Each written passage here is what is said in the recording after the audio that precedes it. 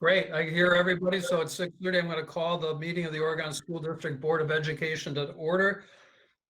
Today is Monday, October 12th, 2020. It's 6:30. We're meeting via Google Hangouts and conference call. Roll call, please. Ms. Garrison? Yeah, sorry, I had to unmute. I'm here. Thank you. Mr. Maring? Here. Ms. Flanagan? Here. Mr. Pankratz? Here. Ms. Bijak? Here. Mr. LeBrun? Here. Mr. Zach? Present. Board has a quorum. I have seen proof that the meeting has been appropriately noticed under Wisconsin open meetings law. And if anyone wants to see a copy of that, it's at with Katie Heights, so they can call and ask for that.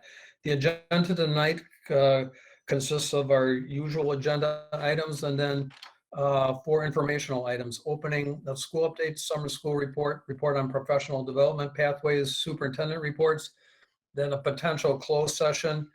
I think we might move on time. I'm going to be short on time on that, but I'll talk about that as we move forward. But I would need a motion to approve the agenda as posted. This is Anna Bijak. I will make that motion. Is there a second? This is Heather. I'll second it. Okay, we have a motion and a second to approve the items on the consent calendar. I note we have a number of donations. One is from Children's Hospital for Healthy School Grant in the amount of $500 for OMS.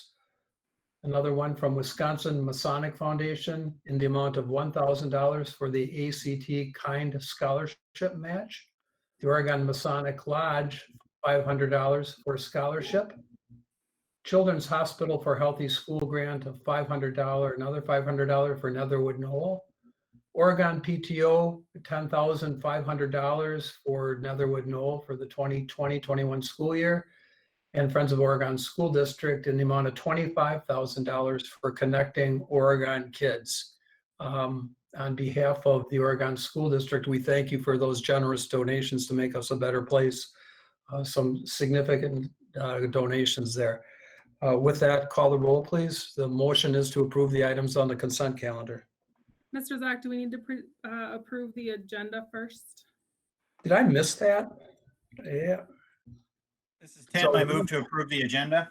I think we have a motion and a second on that, don't we, Katie, or not? To approve the agenda? I missed that. I apologize. Oh, okay. Did we already do that motion? Yeah. I know we did got the a, motion. No, I made the Steve. motion. We did not, Steve. okay. So I've got a motion and a second, I think, on that, right, or not? Yes. You have a motion Yeah. and a Katie? second on the consent, correct? How about on the move to approve the agenda?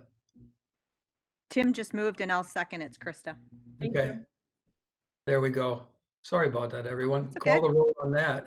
Mr. LeBrun? Yes. Ms. Flanagan? Yes. Ms. Garrison? Yes. Mr. Maring? Yes. Mr. Pankratz? Yes. Ms. Bijak? Yes. Mr. Zach?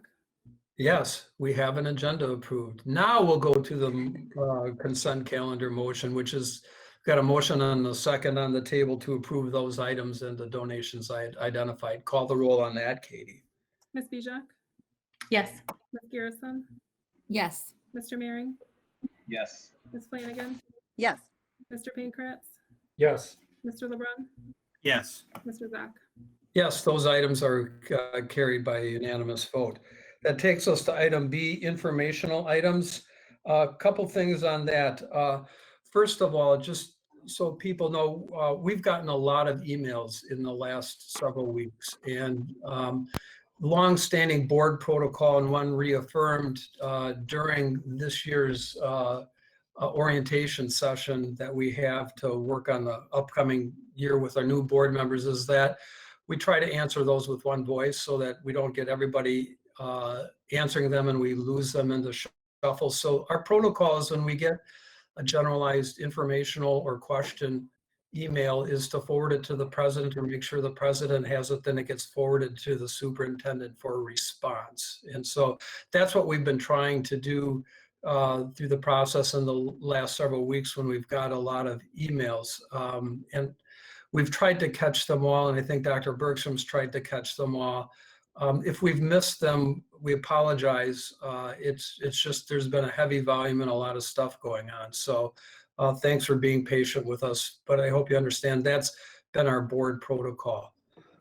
In terms of information items, tonight we have received a lot of emails in the public comment section of the agenda. We've changed up our public comment section just because we're working remotely and have accepted communications from the public in written form. We're guided under this and directed by Section 180 of our board policies, which gives residents the right to address the board, and that the board shall schedule 15 minutes at the beginning of each board meeting for members of the public to speak.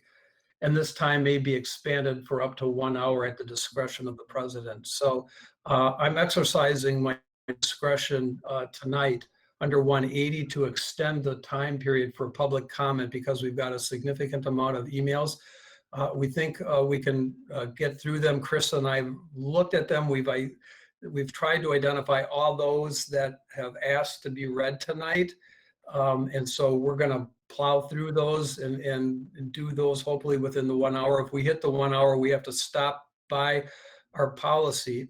But the agenda that has been posted said that if folks send written comments to us, we'll share those comments with board members, okay, and the public. So I think we're going to get through all of them. In case we don't, at the expiration of our policy time limit, what we'll do is all the board members will have those emails in written form to review. Our administration will have those, and we'll also post those on our public site for where you can pick up our packet members. Some of those may contain information that would be confidential under federal privacy laws for students. So if that happens, I'm going to work with Katie to identify those, to communicate with those folks to make sure they're comfortable having that posted as a public comment. So that's how we're going to proceed with public comment tonight. That may take us longer than 15 minutes tonight. In fact, it will. And because of that, the back end with the closed session for talking about the framework for evaluation of the superintendent, we may have to bump yet again. We think we can have time on Wednesday when we have an expulsion hearing to fit that in at that point in time, because we just really need to get that going. But I'm sensitive to everyone's time limits in these meetings, especially when we're going late at night. And I don't want to talk about evaluation as we hit a real late night hour. So that's how we're going to proceed. And that's pursuant to 180.05. I've checked with Laura Stoller for the OEA on the OEA report. And Laura, there's nothing from the OEA, is that correct?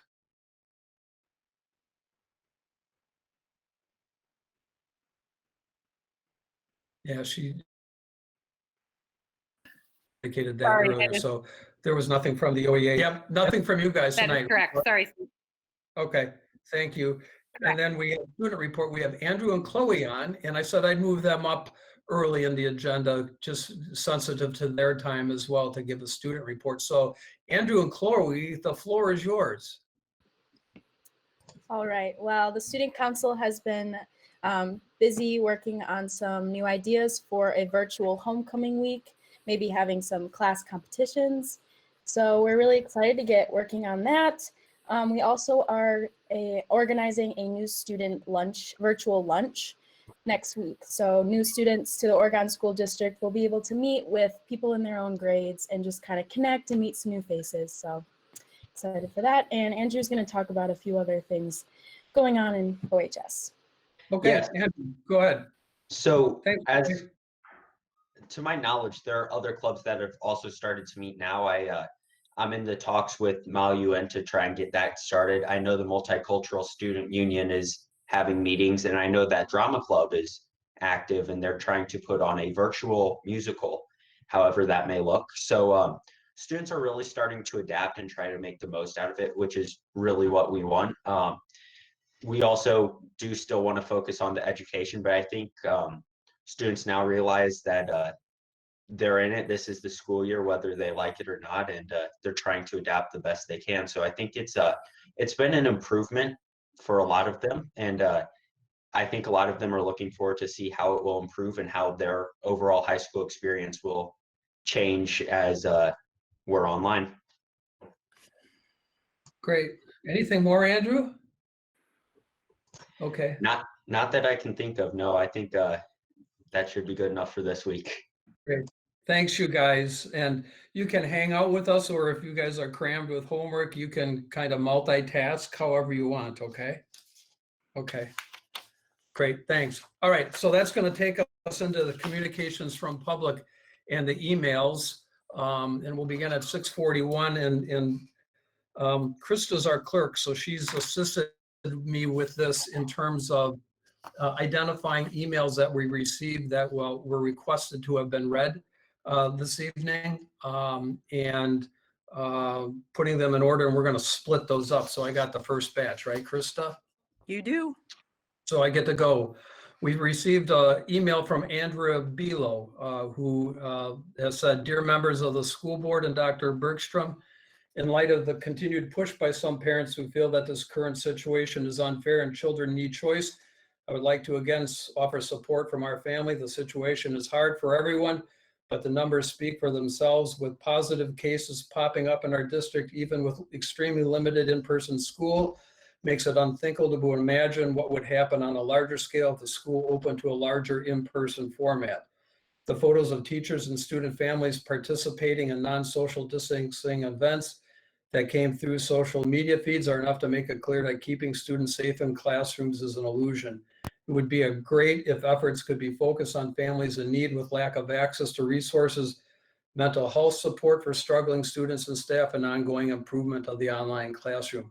Please continue to follow the science. There is no room for emotion and privilege in the discussion about health and safety. Best regards, Andrea and Derek Bilo."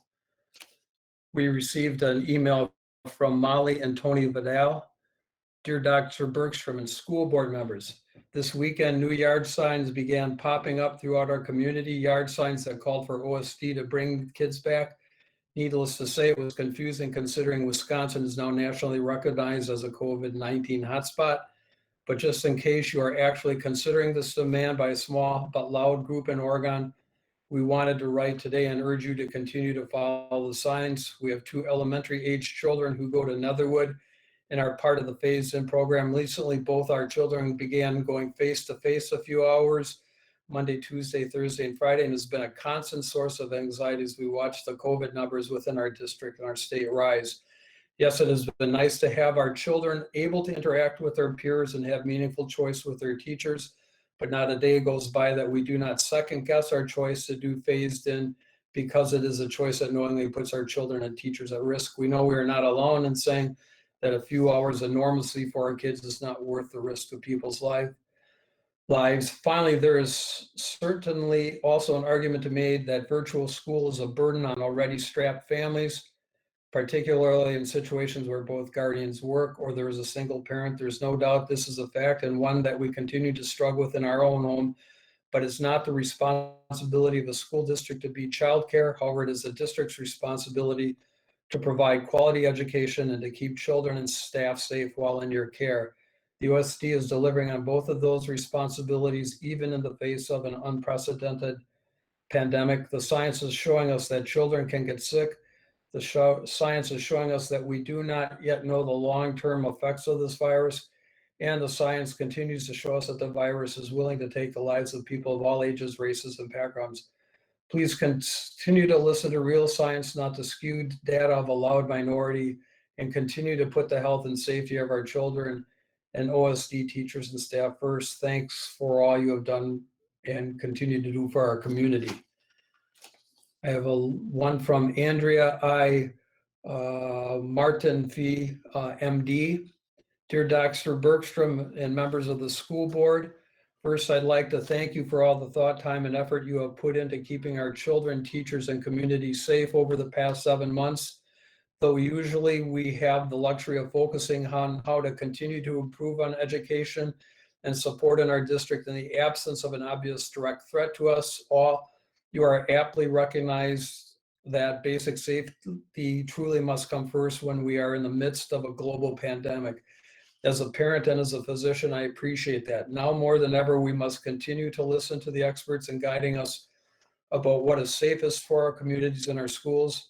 With local case counts rising, local hospitals preparing for a surge, and even a field hospital erected less than 2 hours from us because of anticipated continued increase in prevalence, it chagrins me that a small but vocal group of parents feel otherwise.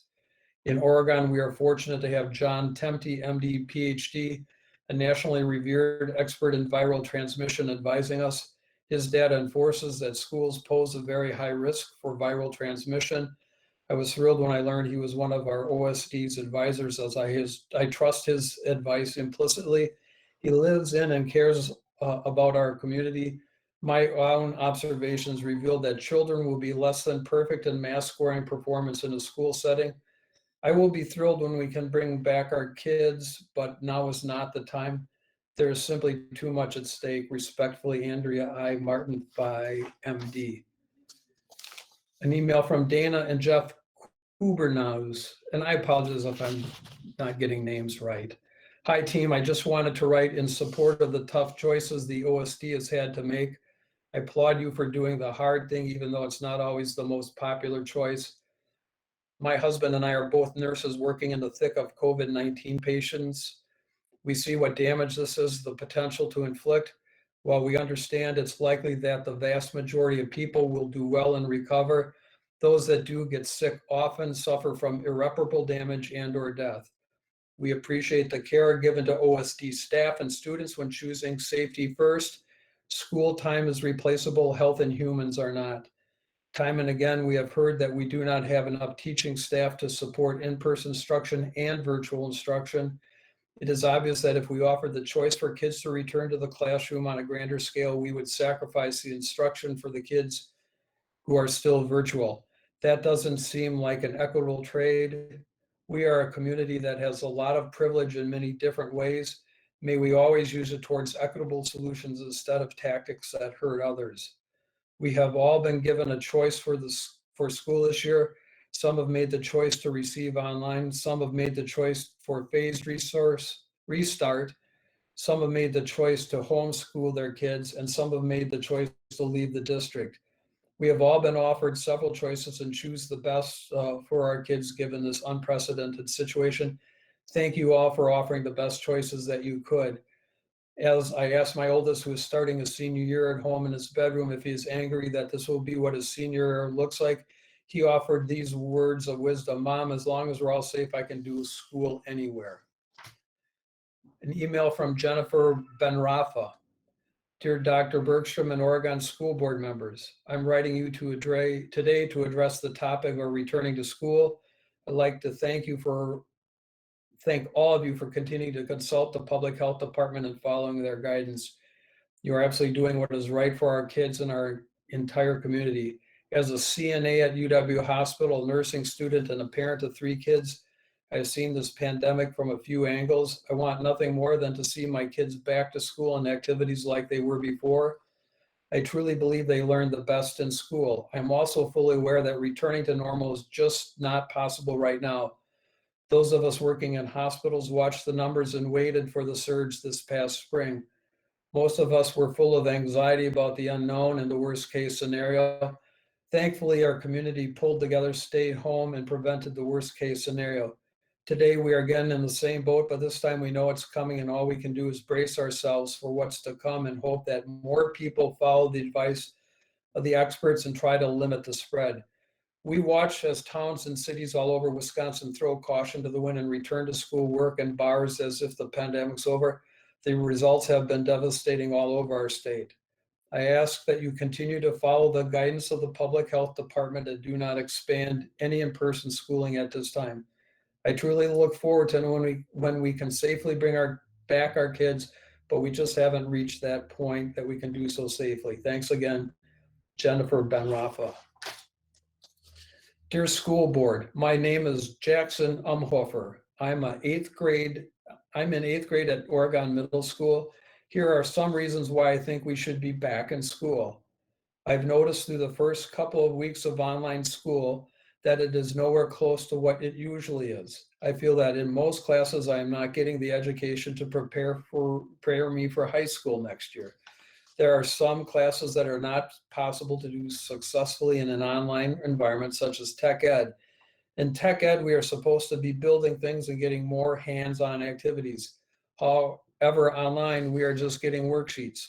This is super disappointing to me, as that would have been my favorite class. But because we are online, I don't have a favorite class. Another thing I have noticed and experienced is getting kicked out of Google Meets. I've gotten kicked out of a class 6 times in one period. Now, because kids get kicked out of meetings, we are missing class. But when we are in school, it is impossible to miss class 6 times in one period. When I go onto my Google Meet every day, I see faces of depression from my classmates, no smiles. Most kids are half in and half out. No one is really getting things out of these classes. Most kids are doing their own thing, like staring off into space.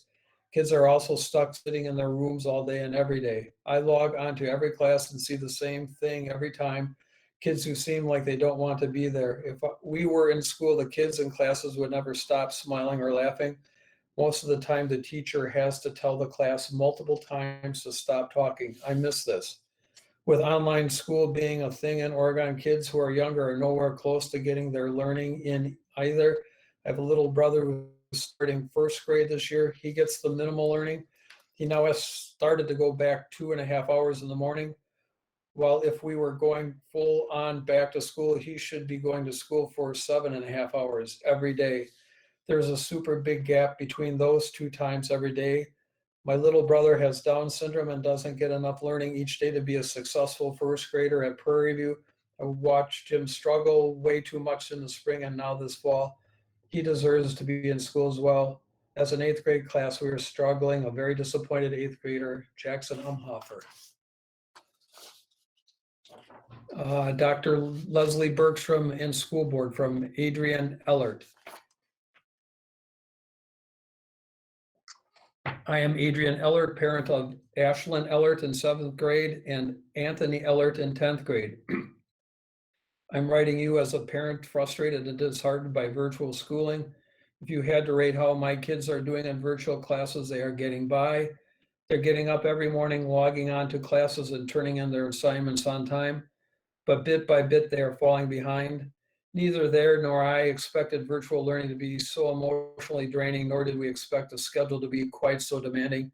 Yes, we are privileged. We have been able to purchase adequate internet access and computers, and my children have guidance and attention as they attempt to learn virtually. However, this is not good enough. We cannot normalize this. Virtual learning is not sustainable. My kids are missing their social interactions in real school more and more. Day by day, they are failing. You may not see it in their grades this quarter, but you will definitely see it by year end. Maybe you have already seen the spark fade from their eyes as they begin yet another online lesson. As a parent, I'm very worried about the mental health consequences of indefinite virtual schooling. I'm worried about bad habits and substance abuse starting to creep into my teenagers' lives as a means of coping with isolation. And I'm worried about families that are not as fortunate as our own. Recent journal articles emphasize this point, and she cites a summary from the Minnesota Center for Infectious Disease and one from the Pediatrics Journal of American Academy Pediatrics, and then quotes from that. And I'm not going to read those lengthy quotes in the interest of time, but they will be located for board members on your packets and for people who want to get them. As a certified physician assistant, I'm well aware of the current high hospitalization rate for COVID-19 patients in Dane County. And I am aware that many parents may not feel comfortable sending their kids to in-person classroom in the near future.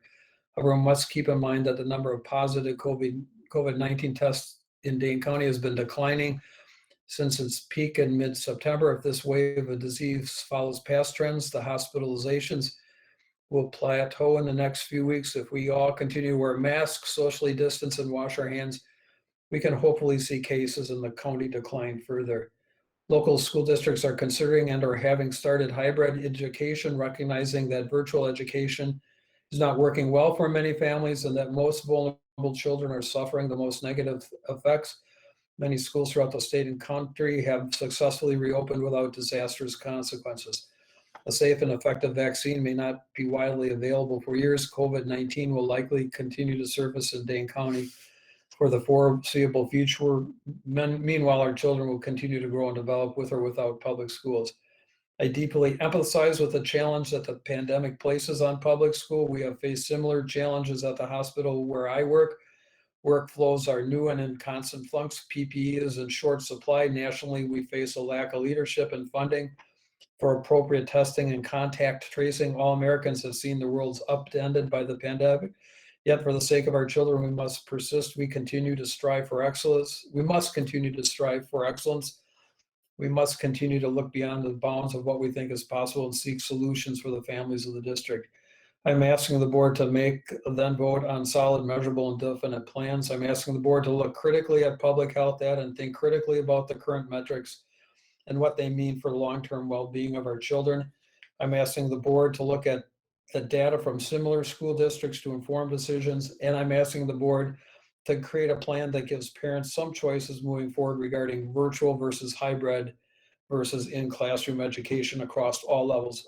After 4+ weeks of virtual learning, the parents and students should be surveyed again to see how attitudes are changing. There is a lot of Panther pride in this community, but virtual learning has tested the resilience of many families. Please don't give up on my kids. They haven't given up on this school. With respect, Adrian Ellert. An email from Karen Davidson. Hello all, I'm writing to express my support and appreciation for how OSD has chosen to implement schooling this year with a safety first science-based approach, especially with the way COVID numbers are across the state. It makes no sense at this time to implement a hybrid model for all students, which will increase the level of exposure for students and teachers, as well as for the families of students and teachers. I'm aware of how hard this school year is on people. My own 5th grader is really struggling with online schooling. In spite of that, I'm grateful that OSD is prioritizing keeping kids and their families safe from this virus. This pandemic is hard on everyone, some more and some less, but I do not believe offering a hybrid schooling option is the fix for this.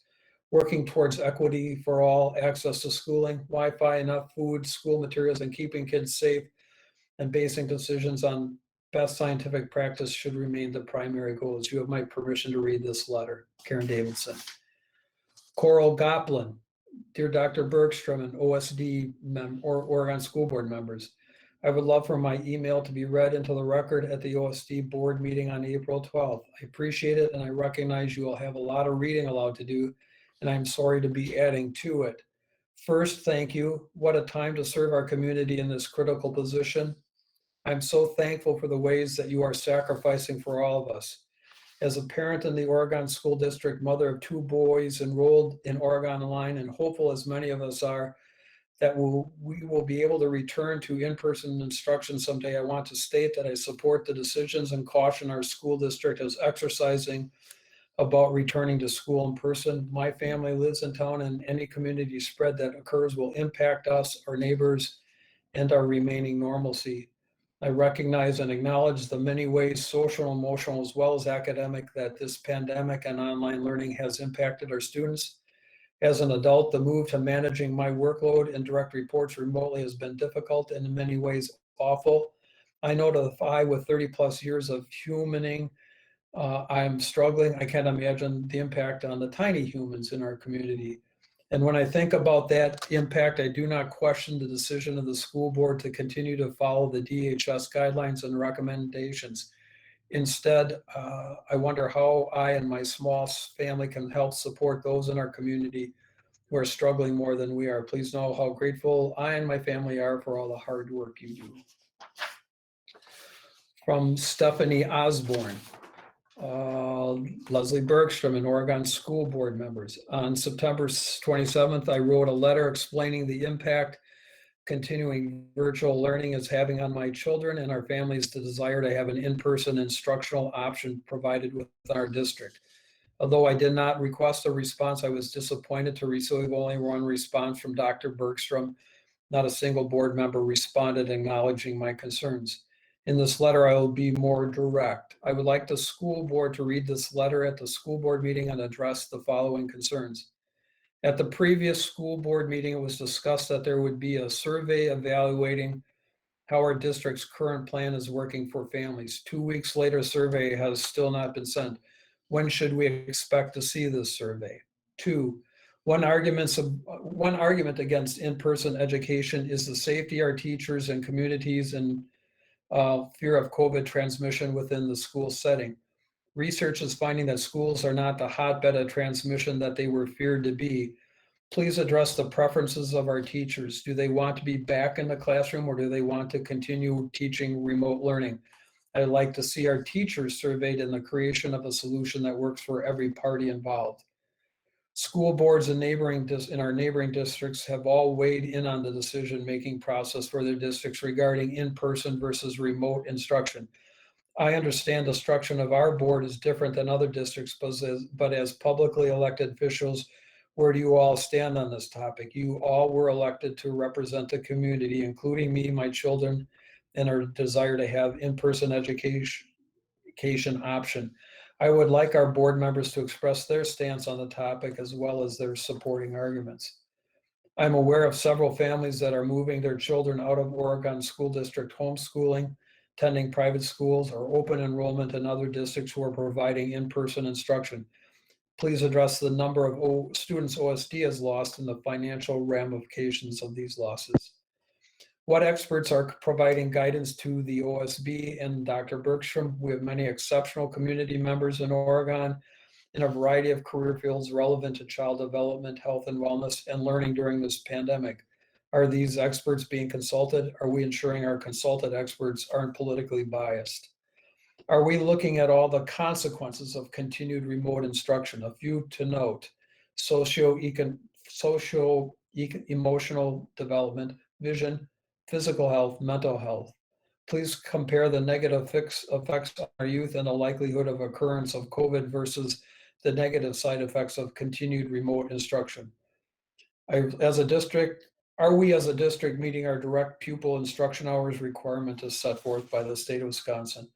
I look forward to hearing the school board's response on these issues. Sincerely, Stephanie Osborne, mother of 4 OSD students.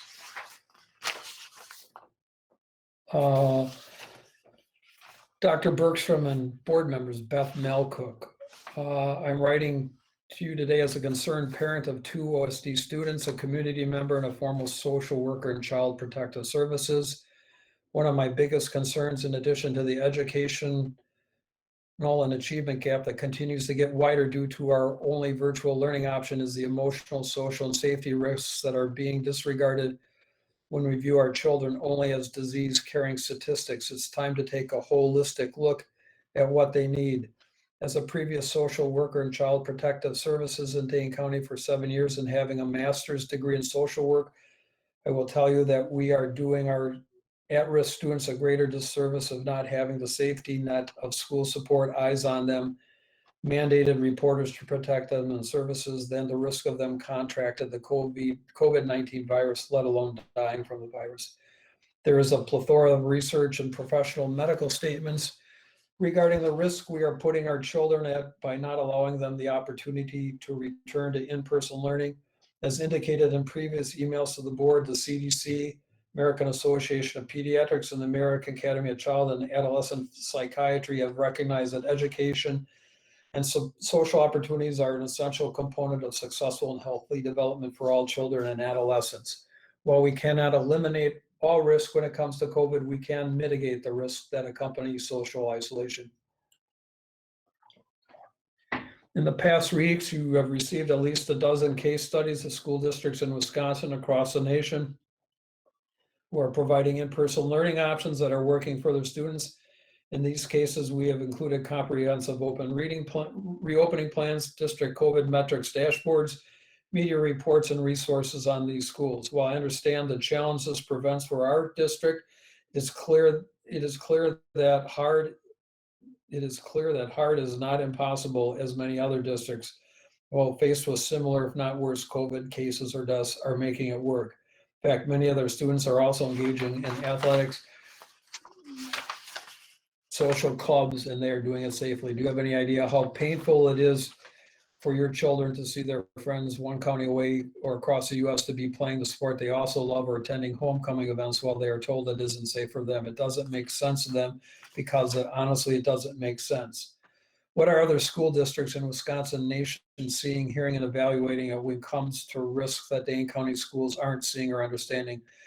This virus and its risks are not limited by county lines. In fact, the rates of COVID deaths, especially the ratio of deaths per positive case counts, are exceedingly higher outside of Dane County. For example, in Milwaukee County, the fatality rate is 1.7%. Aside from Milwaukee public schools in Milwaukee County, such as Brown Deer, Cudahy, Bayside, Franklin, Green Bay, Wauwatosa, Whitefish, and Whitnall are open and successfully operating on a hybrid model, whereas Dane County, the fatality rate is 0.4%, yet some of our children are more at risk going to school. We will never eliminate risk associated with this virus, just as I cannot eliminate my risk or my children's risk when they drive a car, plane, or play a sport, fly in a plane, or even exercise. I am confused about who we are trying to protect with this decision if the evidence exists that there are 0 cases of deaths in children in the state from COVID, and as of September 30th, 113 children in the entire United States in a population of 73 million people are under the age of 18 have died. That means 0.00015% fatality rate for children 0 through 18 in the US. According to the CDC, in April 2019, there were 186 pediatric deaths from that flu season. According to IDSA, during the 2009 H1N1 influenza pandemic, there were 317 American children who died. Why didn't we shut our schools down then? The latest data on DHS's website contradicts the messages we are hearing in the media about the enhanced danger COVID poses to Dane County. As of September 22, 2020, the 3-month mortality rate in all Dane County was 0.1%. Large increases in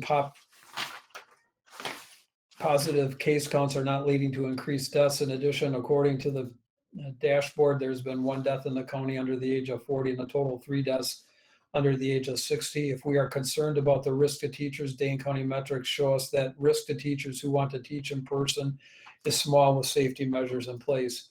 Every one of the 44 lives lost to COVID in Dane County is a tragedy. However, we are putting our students and frankly their families in positions of other risks and failure by operating out of fear. We are imploring OSD to provide choices between virtual or hybrid learning for our town and families based on local data, not Dane County metrics that are virtually impossible to meet. When making decisions for our town, it's important to recognize that Oregon only represents 2% of the total Dane County population and only has 1.4% of the COVID cases. Shifting from the risk that our kids pose to the community, let's examine the risk we are putting them at with social isolation we are subjecting them to. According to the CDC's website, in 2017, suicide was the 2nd leading cause of death for persons ages 10 to 19. The death rates due to suicide for ages 10 to 24 was 0.012%. That means at-risk kids, the ones who need to be in school the most, have a 4 times higher likelihood, according to this data, to be at risk for death due to suicide versus COVID. In this department, Dane County has epically failed to protect our children. The adage hindsight is 2020 might work when it comes to business decisions and tax spending, but that doesn't work well when talking about children's lives. We claim that we are concerned about our students spreading COVID to teachers and into the community at large. However, daycares are and have been open countywide, and our teams are part of the essential workers group who are stocking shelves, waiting tables, and checking people out at the grocery stores. There is a contradiction in our own school district when arguing against the safety of in-school learning when the Oregon After School Club is currently operating from 7 to 5 inside Netherwood Knoll in 3 groups of 15 children, ages K-1-2 for parents who can afford this supervision, care for their children, not to mention the day camps offered by recreational centers and trampoline parks in Dane County. Of course, this is unaffordable for most families, only furthering the gap. As we know, you have a difficult job of protecting the students and teachers. I've had a chance to review the survey of parents and school district employees, including teachers, right before school started. aware that a majority of parents wanted to have the option to send their kids back to school. My request is that you send out another survey within the next week, now that we know a lot more about this virus, and now that families and children have been able to experience the impact of virtual learning. I've spoken with several families who would like to change their responses now that they have seen how difficult this is for their children and the strain it's putting on their families. It is also my understanding that teachers are working overtime and feeling like they are making less of an impact. Maybe they would like to revisit things too. In the survey, please specifically ask parents for their updated preference: virtual only learning, a choice for a hybrid model, or in-person only learning. Please ask for an assessment of their child's mental, social, and emotional well-being. Please inquire about the choices they are exploring for their children, if education for their child, if a hybrid or in-person learning option is not possible for the 2021 school years. Please also provide a section that allows for open comment feedback on these and other concerns. Closing, I'd like to request that the school board members who are elected to represent the families in the district vote on a hybrid model for grades 3-12, whereas there is an in-person learning educational plan to be implemented as soon as possible, or at the latest the second semester. I would like to request that the school board member allow for, with input from the community, the formation of a medical task force subcommittee to compose of medical, mental health, social work, education, and experts in organizational planning and implementation. There are highly qualified professionals in our community who would like to serve as advisors on a task force for the district. Their expertise and insight would be invaluable for your decision-making process and work towards opening our schools. I come to you as a concerned parent who represents the concerns and voices many parents in the district. Some are afraid to speak up. That makes me sad, because while I am challenging decisions being made for our children, I want to better understand why they're being made so that we can all support each other, our teachers and our children, in finding a solution that serves all the children in the district, no matter how difficult that might be. As a parent, I have fully entrusted the district to have my children's best interests at heart. I've never felt the need to look at how the school district is doing compared to other school districts in the area, let alone the country. I believe that we've always been one of the best. I always believe that we prioritize our kids' education in all aspects of the health. I, like all other parents, would like to continue. Sincerely, Beth Belcock. And one more from Julie Myers. Dear board members and Dr. Bergstrom, let me first congratulate you for handling this global pandemic with integrity, compassion, and based on scientific results. I'm very grateful to live in a district where I know the health and safety of my child and that of our teachers and community comes first. I'm very impressed with how this semester has started and the resources provided for our children to have the best experience working at home and as they possibly can have. The teachers are amazing in handling this new and challenging situation. I was shocked to find some signs in the neighborhood indicating that some parents feel that bringing their kids back to school is a good solution. I can't believe there is a group of parents who prefer risking the teachers, staff, and ultimately their own families' health by sending children back to school. I encourage you and support you in your decision to keep our children and teachers home for the most part, and I'm impressed by the measures that were taken to address those families in need due to lack of access to resources, mental health support for struggling students and staff. I have several close friends who are teachers in the school districts not as conscious and accommodating as ours, and they are close to burnout due to trying to accommodate in-person and hybrid classes at the same time, in addition to being constantly worried about their health and that of their families and students. Thank you for your professional way of handling the situation. Sincerely, Julia I. Myers, PhD. Krista, your turn. I just want Thank to you. make a note too that the order in which we're reading these letters are the order in which they came in, so they're time stamped, and so we did not put them in any order. We're reading them as they came in. Dear School Board, I'm writing to advocate for my children and other students who need in-person learning. Since communication between the board and the community has been severed, emails are our only option. We have not been given a question and answer period, so I feel like our questions are not being answered. Not everyone feels comfortable speaking up, but there is a large group in Oregon who are fighting for our kids' education. For those that need or want virtual learning, that should always be available, but I strongly believe that we should have the right to choose what's best for our family. Somehow, through this virus, Dane County has deemed education as non-essential. If you look across our beautiful state into our neighboring counties and even private schools within our county, school is in session, in person and in a safe way. Masks and social distancing are required, visitors are kept to a minimum, and cohort learning is making contact tracing easy and efficient. Adding a day to our school year in June because of an extra snow day used to be our concern. Now our children receive less than half of the usual instruction time. The fact that kids are allowed to gather at trampoline parks, gymnastics facilities, swimming pools, and movie theaters, but not at school is shameful. Families are leaving Oregon School District because they want a choice. You have heard many, many pleas over the last few months of parents begging for a choice to have in-person schooling. They brought up metrics, mental health, education, family stress, and technology.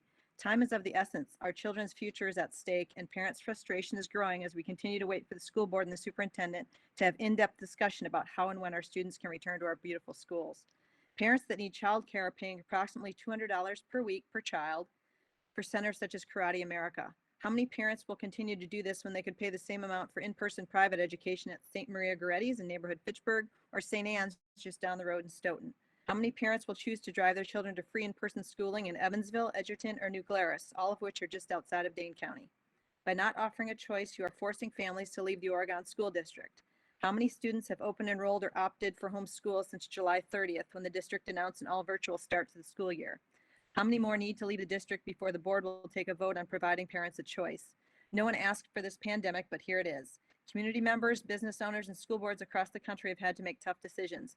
The only people who can decide if our children go back to school are you, Dr. Bergstrom, Mr. LeBrun, Ms. Flanagan, Ms. Garrison, Mr. Pankratz, Mr. Mehring, Mrs. Bijak, and Mr. Zock. 8 people decide our children's future. What I'm asking for is neither irrational nor dangerous. There are larger schools providing in-person education in a safe way all around us. Parents want their kids back in school, and our students want to learn in school, and our teachers want to teach in school. What are we waiting for? I've watched other school board meetings in Dane County and their disagreements, civil discourse, discussion, and eventually a vote. Oregon school board meetings seem to be a few questions or thoughts from a few board members, then our president, quote unquote, pulls rank and gives his opinion, which seems to shame anyone who disagrees. It's a disgrace that on a topic of this magnitude that our elected board has not voted. At your last board meeting, the topic of disenfranchising families was brought up. Right now, the district is disenfranchising the 66% of Oregon families that filled out the survey in July and asked for in-person instruction, as well as the 75% of Oregon families who enrolled their children in the hybrid in-person educational model. Again, those that opted for virtual only can continue virtually. Oregon families deserve a choice. I advocate for my children, and you're supposed to advocate for us. Please acknowledge, contemplate, and deliberate over what you're doing to the children and families of our community. I hear the plan is coming and will be shared with us. How quickly can it be implemented? When will the board vote? Sincerely, Nikki Holson. Ms. Bergstrom, I request that my letter be read out loud at the OSD board meeting. I have witnessed firsthand how devastating your decision to ignore the pleas of the parents and students in your district have been. While other school districts welcome parent involvement, medical opinions, and have a comprehensive plan to move forward, our school district remains unyielding from their own perspective and sometimes biased political view.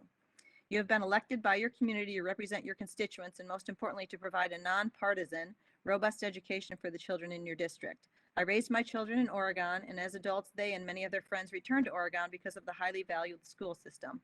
How disappointed many of them are now. A new survey should be sent out in the next week so that you can once again be in touch with how you are affecting parents and children with your choices.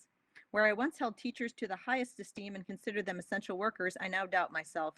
I have one daughter who works at a local hospital. She has worked with patients through this pandemic and puts herself and her family at risk for the benefit and health of the community. I have another daughter who is a teacher. Everyone is concerned with her health, her family's exposure, and her daycare concerns. Not so for the one who is in the medical field.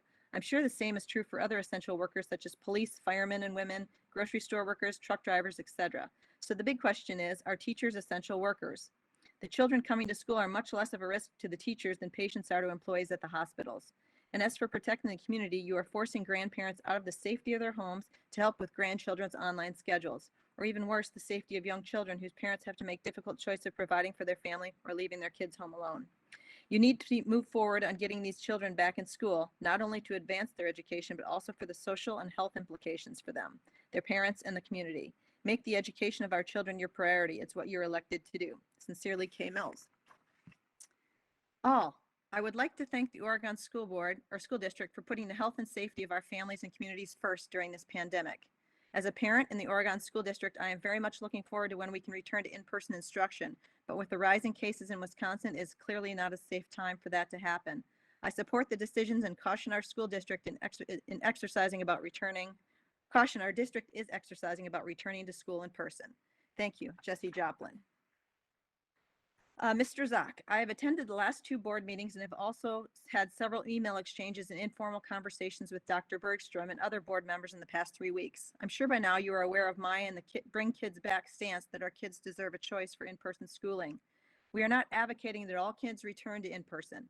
Parents that do not want to have their kids attend in person could still choose the virtual option.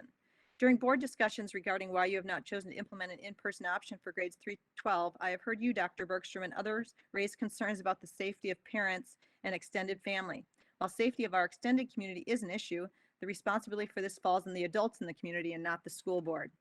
I would like to reference Board Education Policy 175, Student-Centered Decision-Making. This policy states, among other things, that the board believes all district decisions should have as their guiding principle its students and their learning.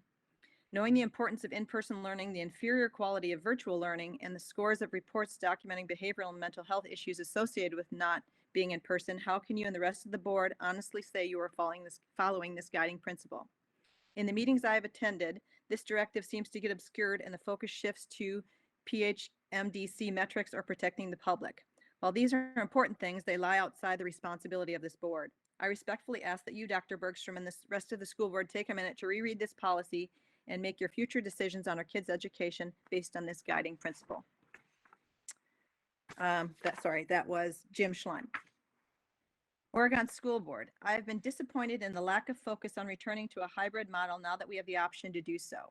During Dr. Bergstrom's parent listening session on July 16th, she drew our attention to Oregon School District's guiding principles with equity as the main focus. The 4 puzzle pieces that link our core principle of equity are health and safety, mental health and social emotional learning, the high quality education, and flexibility and adaptability. You have a large group of parents telling you we are falling short in addressing high quality education and mental health and social emotional learning. In spite of multiple emails, a parent rally outside the last school board meeting, and a family survey indicating 67% of families want a hybrid option, we still do not have a date for the beginning of 3-5 grade classes. Our teacher survey indicated 73% would come back in the fall for in-person schooling if it was available. In Dr. Bergstrom's presentation, she reports the planning for the fall semester of school began last spring as soon as they knew the 2019-2020 school year would not be resuming. I would like to see the results of that planning. Where is the hybrid learning document for our K-12 learners outlined, and when can we begin phasing in our 3rd through 5th grade students? We have $1.5 million in our budget for COVID-related expenses that can be deployed for cleaning, extra staffing, and PPE. In the interest of transparency, we get updates on every school member that tests positive for COVID in our school district, even when it has nothing to do with school. Why then, in the interest of transparency, do we not have access to the hybrid model OSD has created for our kids over the last 6 months? Where is the document that will guide our 3rd through 12th grade back to school? Parents have sent this board and Dr. Bergstrom countless articles and studies outlining the minimal risk to kids from this virus. Dane County Public Health Madison provided metrics for us to follow outlining the acceptable disease burden in the county for kids to go back to school, and then they promptly ignored it. Why haven't we haven't had below 54 cases a day in Dane County sustained for 14 days in months. Yet they continue to tell us our K through 2nd grades can be in school. They insist we follow their capricious science and data while ignoring their own science and data. I point this out to illustrate that just because educated people tell you they know what is best doesn't mean they actually do. Public health departments in each county in this state have made decisions about what data plans to follow on their own. There isn't an ordained gold standard to follow. Oregon's school district could choose to take bits and pieces of each and create their own metrics that no one can rationally be expected to follow. At the end of the day, parents are the ones that should decide what is right for their own families. Our school district should provide parents with options and then allow them to decide for themselves what risks they are comfortable with. We can put many things on hold in our society today to allow for safer environments, but one thing that does not stop is the growth of our children. For every day they are left out of the classroom and expected to learn at home, they lose the education that comes from interacting with their peers, teachers, paraprofessionals, coaches, counselors, bus drivers, lunch attendants, and janitorial staff. Each and every one of these people impact how that child grows up and who they become. Making connections with the people in our community is a critical component to developing empathy and compassion for the people around us. We ignore that fact at our own peril. If we leave these kids sequestered, it is estimated that the educational achievement gap will increase by 15 to 20%, according to Harvard T.H. Chan School of Public Health. School districts outside Dane County have functioning plans in place and have been responsive to the changing needs of their communities. There are options. Our kids deserve an option as well. Speaking with the parents of young kids that are now back in the classroom, they report a marked improvement in their attitudes and outlook to school. They are happy again and enjoy learning again. We've spoken to parents that have enrolled their kids elsewhere and hear the same thing. Their kids aren't with their previous classmates and are the new kids, but they are happier at a new school than alone. No one denies the existence of this virus, but focusing only on this virus is too narrow a vision. According to Johns Hopkins COVID-19 dashboard, 99.6% of people that have tested positive for COVID-19 in Dane County have recovered. Refusing to provide a hybrid option and working toward getting our kids back in a classroom based on those numbers is irresponsible and irrational. As school board members, you have a duty to this community to ensure our school district provides for the educational needs of all your students, all of them, not just the ones that want or need to stay home, all of them. If this school board and this school district is truly dedicated to equity, it is time to put action behind those words. If you do not, the tax base that supports our schools and therefore the backbone of this community will crumble. I'm requesting the board go on record with a vote from each school board member for or against implementing a hybrid model for the 3rd through 5th grade. I'm requesting a new survey be conducted to better understand how parents are now wanting hybrid or in-person instruction versus virtual, so administration can begin coordinating and planning schedules for those that will be back in the classroom. I'm requesting the board begin in-person meetings again to allow for the participation of the public. The in-person meeting on September 28th in the high school cafeteria demonstrates it can be done safely while honoring social distancing and masking. Finally, in the event this board votes to commit getting all kids back 3rd through 12th grade in a hybrid model by the start of next semester, I pledge to quit my job and volunteer in the classroom daily to support the teachers and the students. I would much rather do this than get a second job in order to send my kids to private school. I trust and respect our teachers in this administration to bring our kids back safely. I know we can do this if we find the will to make it happen. We moved to Oregon and chose this district because of the community and its reputation. My kids want to stay here, and I'm begging you to not force us to choose Evansville School District or private school. I feel at this stage in my high school kids' lives, ensuring we're somewhere that can provide a high-quality education to our kids is our single greatest responsibility as parents. I tallied up each of my kids' in-person minutes of education today and found they will be getting 198 hours of instruction this semester. In a typical school semester, they would be getting 568 hours. That is less than half. If this administration and the school board cannot find the will within themselves to bring the kids back, many of us have no choice but to leave. Thank you for your time, Aaliyah King. Mrs. Bergstrom, first I would like to say what a great job the teachers and staff at Netherwood Knoll are doing to try and make the virtual learning work for the children in the Oregon School District. In fact, they have been nothing less than amazing for the 3 years we have been in the school district, always making my children feel welcome and loved while nurturing their learning. While we were looking for a place to call home, school districts were an important factor in that decision. Unfortunately, things changed when COVID-19 came around and everyone had to change on a dime. As the 7 months have passed and we learned more about this virus, many of us expected to have some sort of in-person learning for our children, some sort of hybrid where students could have face-to-face interactions with teachers and other students. We also expected that there would be some families that would not be comfortable with in-person and an online-only learning would be put in place as well. From what I've heard, the online learning is working for those that decided on that option, but for our family, the hybrid with no in-person option for grades 3 and up is not. For our family, along with many other families, actually getting online has been a struggle because of the availability of internet where we live. Another issue is learners need to be able to interact with their teachers and let them know what they don't understand, what is being asked, or understand a concept. I don't think a 3rd grader has the ability or even the confidence to tell her teacher that she doesn't understand what is going on. In person lets that teacher connect with each student, build a relationship to where our amazing teachers can ask the questions to make sure the student understands. I'm sure you know that there are many other families that are feeling that way, families that feel their children are struggling in so many ways, some that even parents don't fully understand yet. I do believe that there are ways to open schools at least part-time for those that would like to. I know that other districts' plans have been sent to the school board and those districts have decided to find ways to make in-person school work instead of finding ways that it would not work. I also think the Oregon School Board should allow and support a medical, mental health, social work, and education experts in making opening decisions. Ask our community members for help with coming up with opening plans. There are community members that are well-versed in safe opening plans. With no date set as to when my struggling 3rd grader will be able to attend school in person, we made the decision over the weekend to enroll both of our children in a private school. I was heartbroken that I even had to make that decision. We are very fortunate that we were able to make that choice, and I know there are many that don't have that option. I ask you to start looking into more ways to get the families that would like in-person learning in school before more families make that same choice. Thank you, Jesse Purick. OSD board members. I am writing to show my support of the current model in which students are being taught at OSD. As I am sure you are getting several messages on this subject, I will keep this short and leave it up to your discretion on whether or not to read at the meeting tonight. There is a group trying to get the option to bring students back into schools, and I disagree with them. We have seen across the state schools open that have had to move to virtual options. The back and forth from in-person to online creates an unneeded strain on students and teachers. Before the school year started, it was clearly laid out that OSD was going to follow the guidelines set forth by Dane County Health, which is why we chose the option for the gradual restart. If OSD would then reverse their decision because of a group of loud parents, you would lose the trust and respect of many in this community. We are nowhere near meeting the metrics as laid out by PHMDC. Wisconsin is currently the hot spot in the nation. Daily cases are at an all-time high and hospitals are starting to get overwhelmed. We are seeing patients from other areas of the state being transferred to Madison hospitals due to lack of space, and we're opening field hospitals. I'm asking the board to stay the course they laid out for everyone at the beginning of the year. Lastly, I would like to express my deep appreciation and gratitude to the teachers and staff that have worked tirelessly to make this year the best it can be under the circumstances.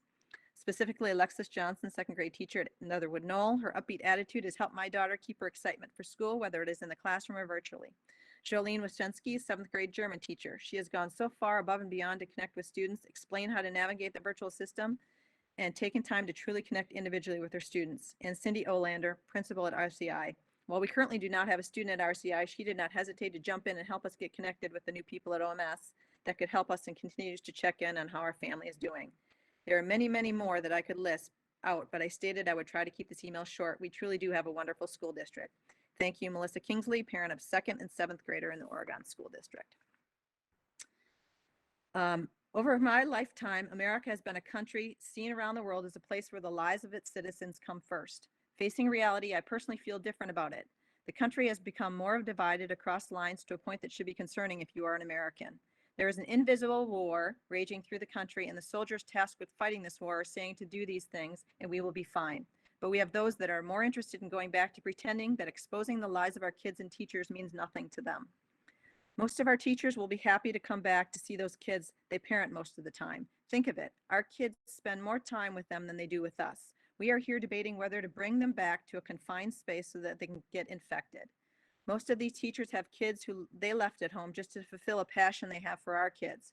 Those kids are mostly not within our districts because they are not paid enough to afford a home within the places they work.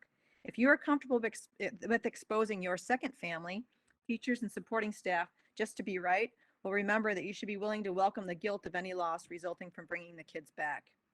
If the health care we have is uniform, that shouldn't be a problem, but most families have an insurance that will bankrupt them before the insurance company starts paying. If we as parent and a school district choose to provide a cheap and affordable health care for our teachers with the view of saving money, I think we are not in a position to decide whether to expose them to danger just to satisfy our greed. They are human and can be sick from the disease. Assuming this was a physical warfare, would any of you ask to bring your kids back to school ignoring the fact that there is a great chance that they might come home sick or injured? If your kid doesn't lose their lives from this, do you think they will be able to be happy or will be happy to be associated with bringing their friend into an unsafe situation? We all as Americans do better when united behind the right thing and when we decide that we are not comfortable with the loss of lives, be it that any American. Please take a step back and think of it from a different point of view. Material and financial things can be replaced, but lives can never be replaced. Whatever decision the board is going to make should be with the thoughts of people, children, teachers, supporting staff we are asking to risk their lives. Thanks, Edward Ogadogo. Dear Dr. Bergstrom and members of the Board of Education, as a longtime resident, parent of past OHS graduates, and a taxpayer, I'm reaching out to thank you for your wise and skillful approach to the education of students this school year while we continue to navigate our current pandemic. These are not easy times for anyone, and I empathize deeply with students, families, teachers, and administrative staff who are trying to make the best of a less than ideal situation. Offering the choice between semester-long virtual only and public health and safety informed hybrid options feels smart and compassionate for our entire community. The potentially grave consequences of further spreading COVID-19 are too important to overlook. Furthermore, it has been clearly communicated by your office that there are limitations in physical space and staff to be able to safely offer in-person classes on a larger scale at this point in time. Please do not feel pressured to expedite your careful thought-out plan. As an independent mindfulness educator and small business owner in Oregon struggling to stay afloat, I want nothing more than to return to normalcy. I fully understand the benefits and desires to teach and learn in person. However, I'm concerned about the overall impact opening schools too quickly will have on already increasing positive test results in our area. There's too much risk to the health of the vulnerable community members and the productivity or reopening of businesses like my own. As a professional wellness educator, I do understand the toll this pandemic is having on the social and emotional well-being of children, teens, and adults. As a community and school district, we absolutely need to be concerned about this. However, I do not believe rushing to reopen schools is the only answer to addressing this. I would prefer to see an increase in evidence-based initiatives in social and emotional learning for students, teachers, and families, regardless of risk factor, that will help develop lifelong resiliency skills as we continue to weather the challenges we face until a vaccine becomes available. There are skillful ways to mitigate the anxiety, frustration, disappointment, and loneliness that comes with uncertainty and unwanted change. The development of these skills can have a direct impact on learning and our ability to co-regulate and support one another, even in virtual settings. Lastly, I want to applaud all of the teachers, administrators, and support staff in our district. They have been going above and beyond to recreate their craft under very trying and exhausting circumstances. You are all appreciated. Sincerely, Kelly Petrie. How are we doing on time?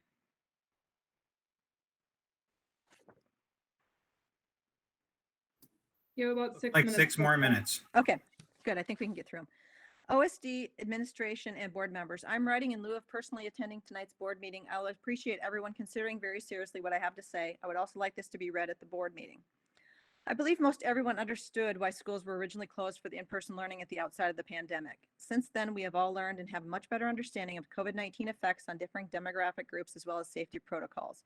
We also have significantly improved treatments. We now have scientific data as well as opinions from many, if not most, of the world's leading experts. I know that you have received much of this data from other concerned parents in OSD. Honestly, I'm having a hard time finding any medical experts that are advising school closures at this time. Even the World Health Organization is now telling us that damage caused by school closures is outweighing any potential risk from COVID. As we all now understand, the vast majority of children are at a very low risk of significant health issues with contracting of COVID. I have, however, personally witnessed with my 3 children the harm being caused by the decision to offer only part-time virtual class. The isolation, lack of routine, elimination of athletics, loss of socialization, and nearly complete lack of meaningful education is now causing real and measurable harm to our kids. I've witnessed my youngest withdraw from everyone and now have to fight with him just to get him out of bed in the morning. He is studying next to nothing and struggling with what he does have due to lack of teacher availability. He knows there is a bare minimum of education time and requirements each day, so he's just breezing through the short time of virtual learning. His eating habits have changed. He doesn't want to do anything physical, is not interested in anything. He is showing very obvious signs of depression. Missed, of course, by professionals at the school as they no longer have personal interaction. Sad for a 10-year-old who should be full of energy and vigor. We are doing our best to get him to watch history videos, read books, and learn through other methods, but is not adequate outside the normal routine testing that teachers are best equipped for. We as parents are not trained as teachers are and cannot replace what they offer in person learning.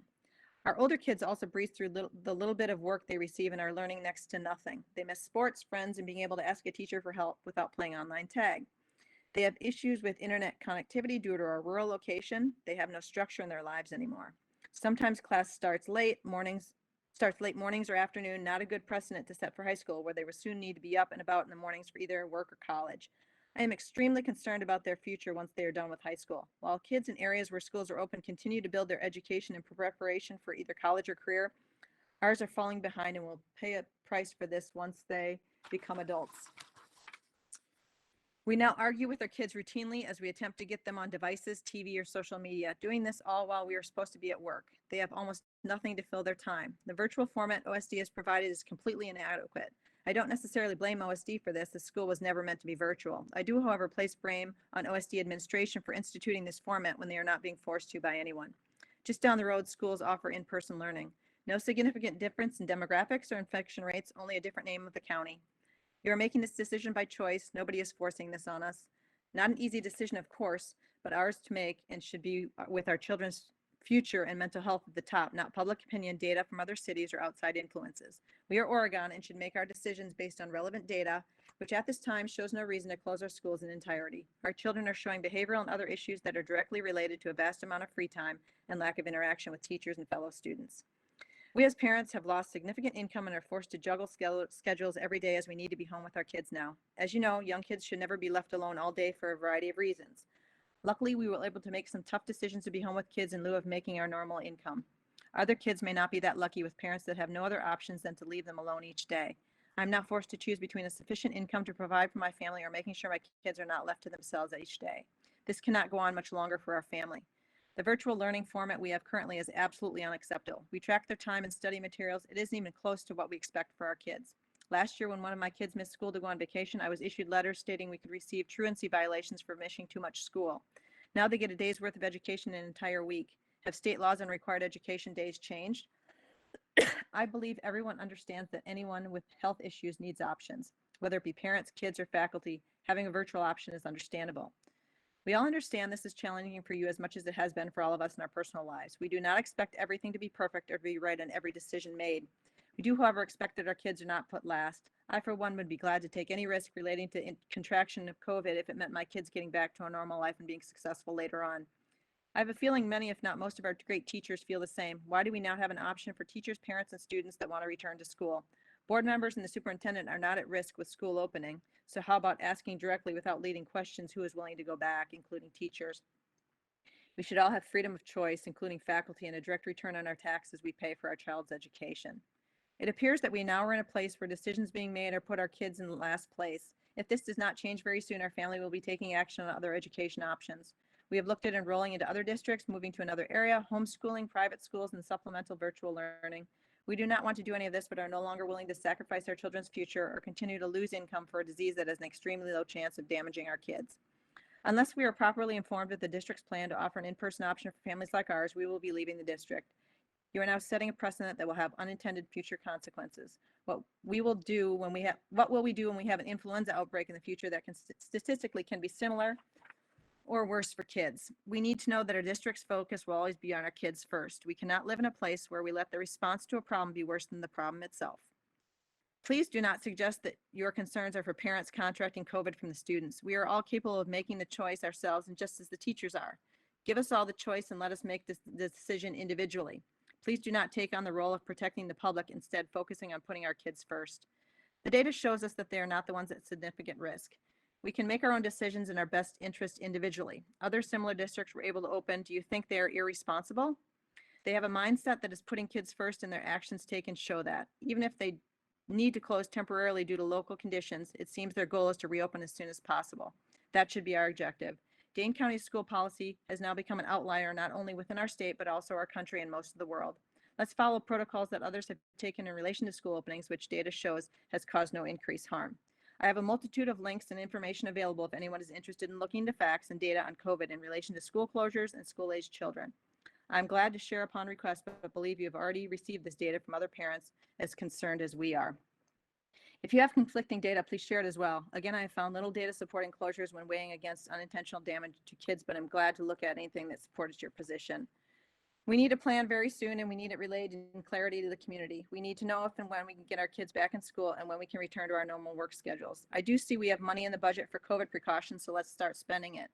Using PHMDC metrics, we may never open schools again. Let's make our decisions and take leadership. This virus may be with us for a long time, so let's figure this out before our children's futures and mental well-being are harmed further. Also, I've attached a screenshot of our school board members' Facebook message relating to our president. Regardless of anyone's political beliefs, I think we should all agree that this language sets a horrible example for our kids. Many kids did see this. Let's please stay focused on local issues in relation to our children's education and not bring further divides into an already challenging situation. We cherish all the great teachers in our district. Let's unleash all of them that are willing and get our kids back on track. Just as grocery store clerks, gas station attendants, police, EMS, etc. have met the challenges, I believe our teachers can as well. This should not be a unilateral decision. It affects everyone. Thanks for considering our viewpoints. I sincerely hope we have an immediate change in direction. Regards, Robin Heather Hill.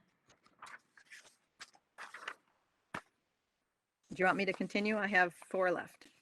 5.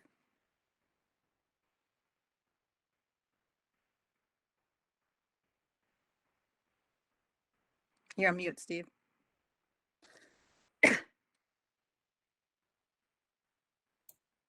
There we go. We're at the gonging hour. Okay. We're limited to 1 hour. Why don't you state the names of those who submitted documents? The board will get those and we'll post those if they're willing to let us post those. Dallas Rose Rogers, Jenny Haley, Sarah Schleim, Rochelle Lemke, and Kylie Ogadogo. Okay. Thanks, everybody who submitted information to us to be read tonight. As I'd indicated at the outset of that, our board policy limits us to 1 hour for that type of communication, and we're at that point. And we'll make those available to all board members and also to the public online if they so desire. We appreciate all the comment and the interest in our district. All right, let's move on to, that takes us out of the information items. Action item C, there is none. Discussion items, committee reports, anything to report from policy tonight? Anna? No report tonight. Troy, visioning. Visioning met on September 22nd, I believe it was. We reviewed the draft number 1 of district goals for 2020-2021. I would say we made significant progress on reviewing those goals and sent that back to Dr. Bergstrom. She's working on refining those goals.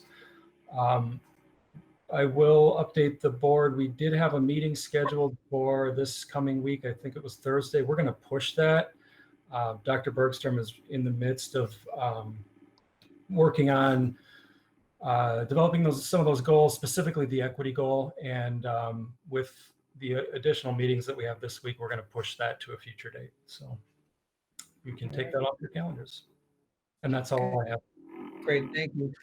That takes us to informational items E, opening of the school update from Dr. Bergstrom. And then when you're done, Dr. Bergstrom, we'll do what we've done in the past is I'll rotate through the board members and ask if they have any questions, who provide any comments or feedback to you, just like we have done before to keep you in the loop and to let you know where we're sitting as board members. Okay, so floor is yours, Dr. Bergstrom. And Troy, you'll be first up when we do the questioning with Tim second. Thank you, everyone. And thank you to all of you who wrote in this evening. It's important to hear your voices. So we actually have a rather lengthy presentation tonight because in addition to the school plan update, we are also folding in the mental health report that usually happens in the fall because it's so connected to the school plan update. Consequently, we'll probably answer questions after Candace has presented that component of the presentation tonight also, just to make sure that everybody has a well-rounded perspective on where we're at and what our next steps are.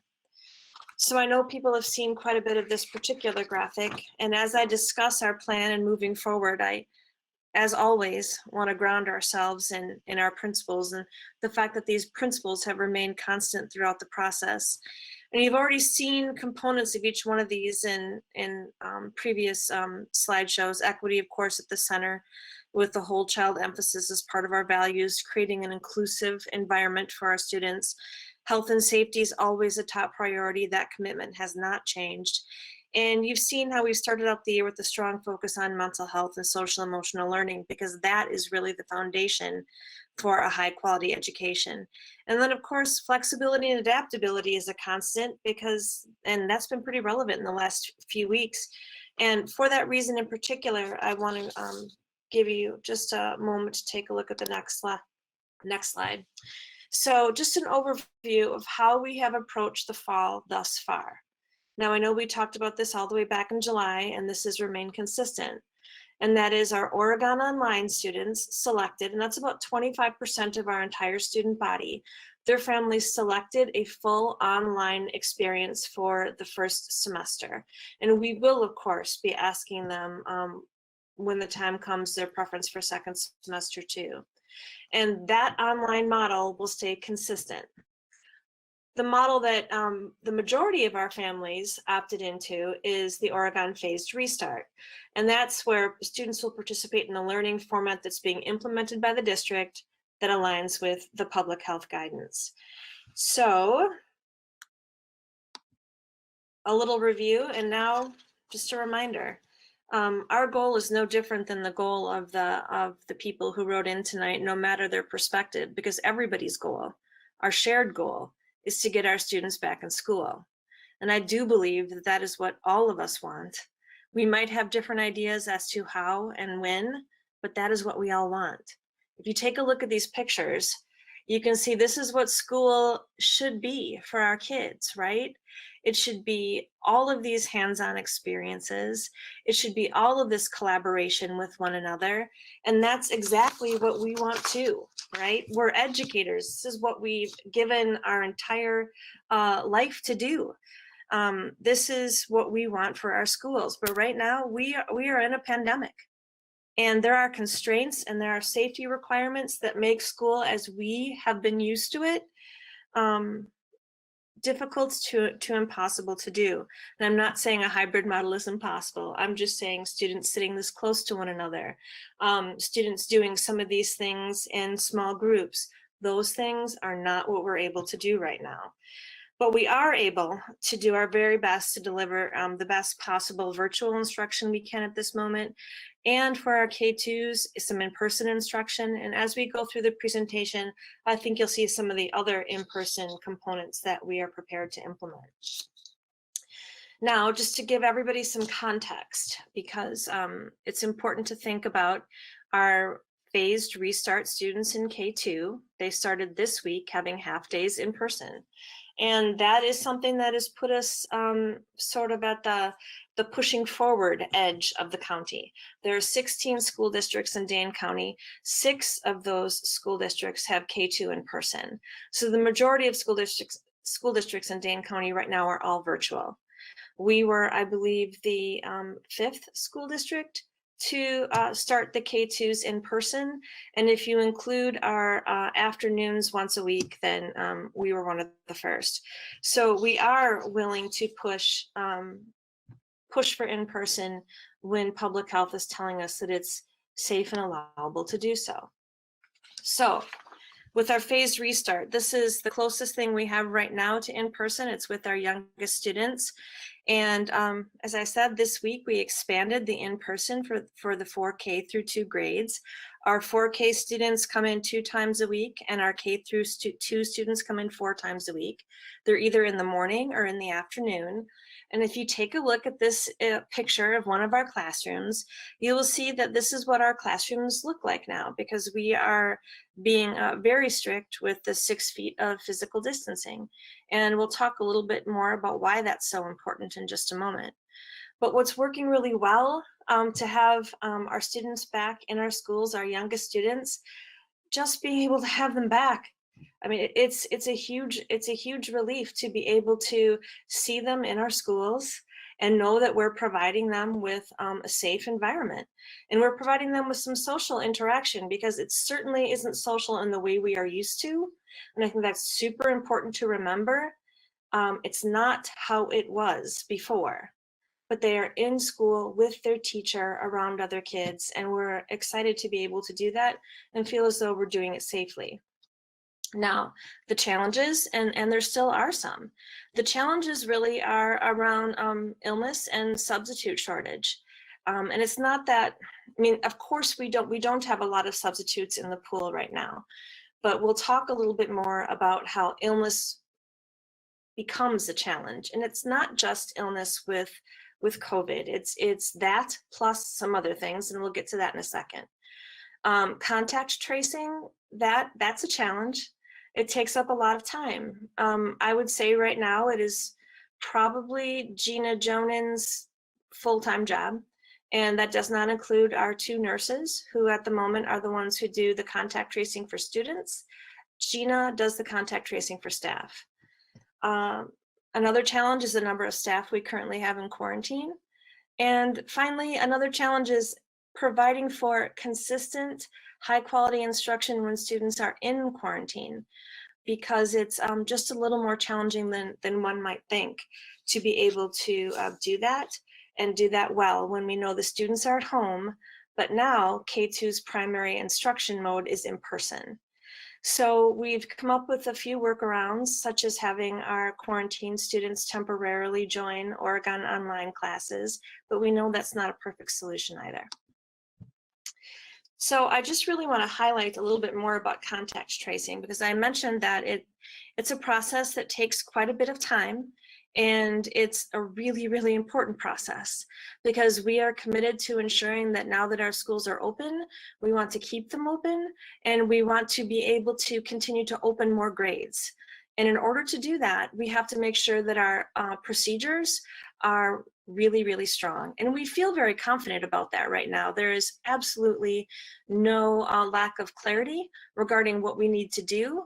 It's just a very time-intensive process. So for contact tracing, you can see that there's 4 bullet points here, and those were in the family update that went out last week too, to make sure that everybody understands what contact tracing involves.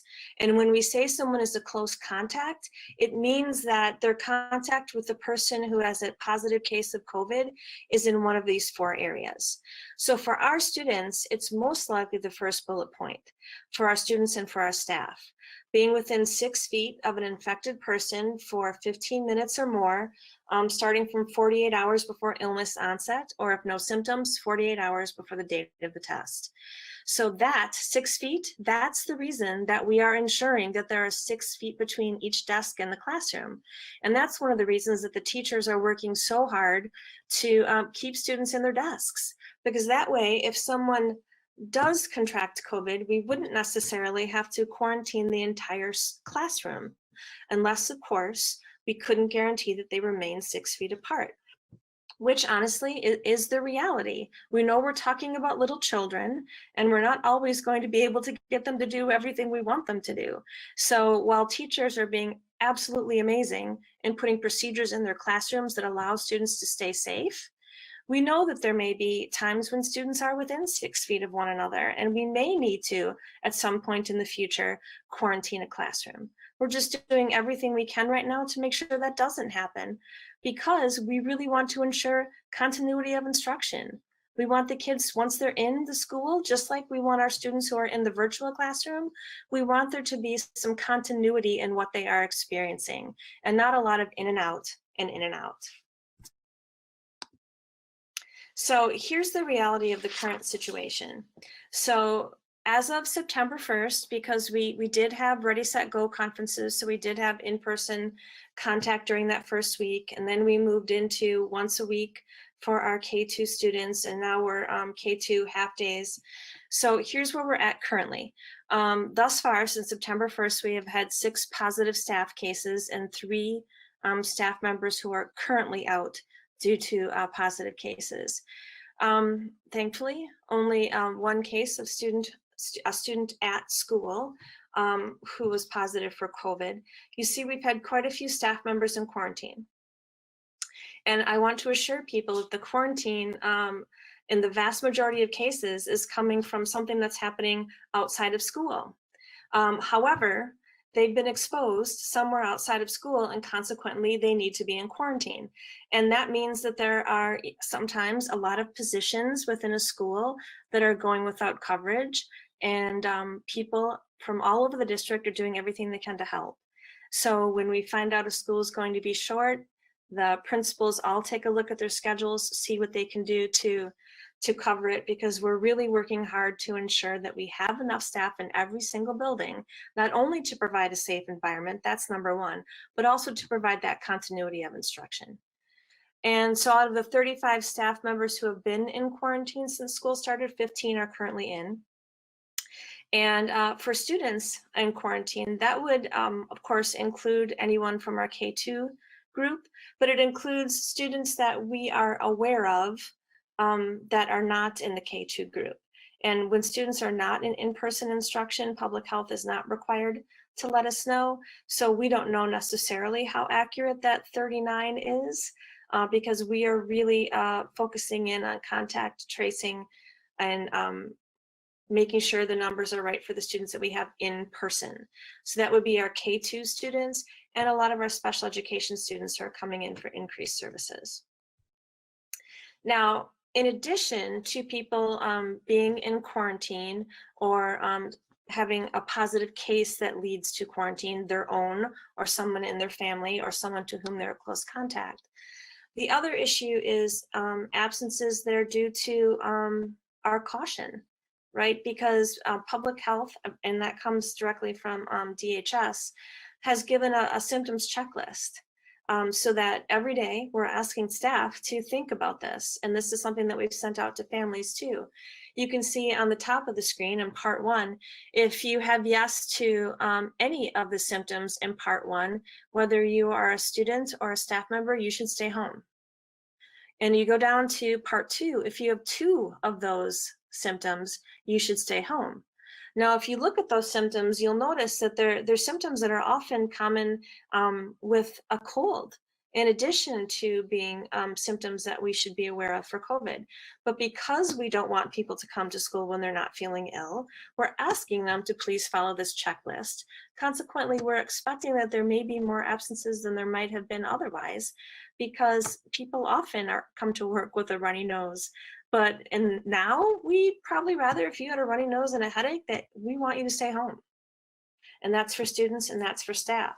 And so we will have more absences, whether it's our students or our staff. And consequently, we have to always be thinking about how do we create that continuity of instruction when we know that there may be students who, for lots of reasons, aren't going to be able to be with us even after their grade band is being seen in person. So let's talk about that. Let's talk about when we're going to see some of our students in person. Now, you'll notice that other districts in the area, many of them have made statements such as, we're committed to virtual learning for all of first semester, as an example. And really where we are is we are committed to virtual learning only as long as we have to.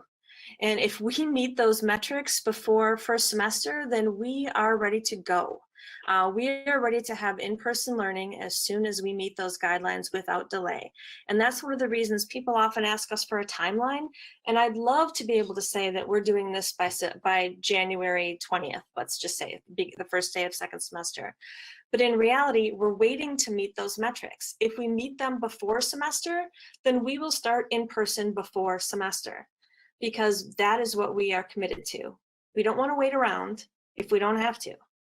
So for 3-5, we have started the planning. We've asked families to make an AM or PM selection so that when we get the green light, when we have met the metrics or are close to meeting the metrics for public health, and we'll be able to see that coming for a few weeks, right? We'll see the numbers going down. So everybody will know this is coming. We don't want to meet the metric and then say, well, in 2 weeks, we'll start in person.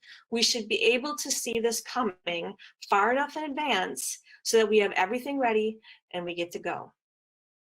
So for 3-5, they'll be following the same half-day piece that our K2s are following.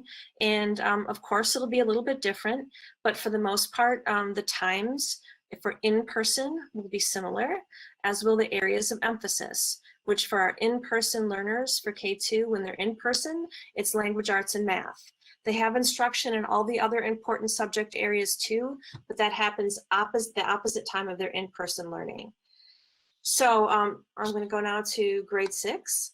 When grade 6 comes in, they will have a similar schedule to the K5s, because remember, we still have to maintain social distancing. Consequently, that's why we have to have a hybrid model for when we first move into in-person. So grade 6 in our district, they're either at the intermediate school or they're at Forest Edge.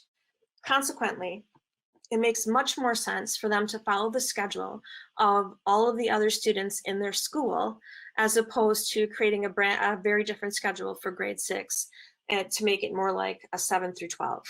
So we are putting grade 6 into the bucket of 3-5 as far as their schedule goes. Now, right now, public health metrics have them attached to a 6-12 as a group, as opposed to the 3-5.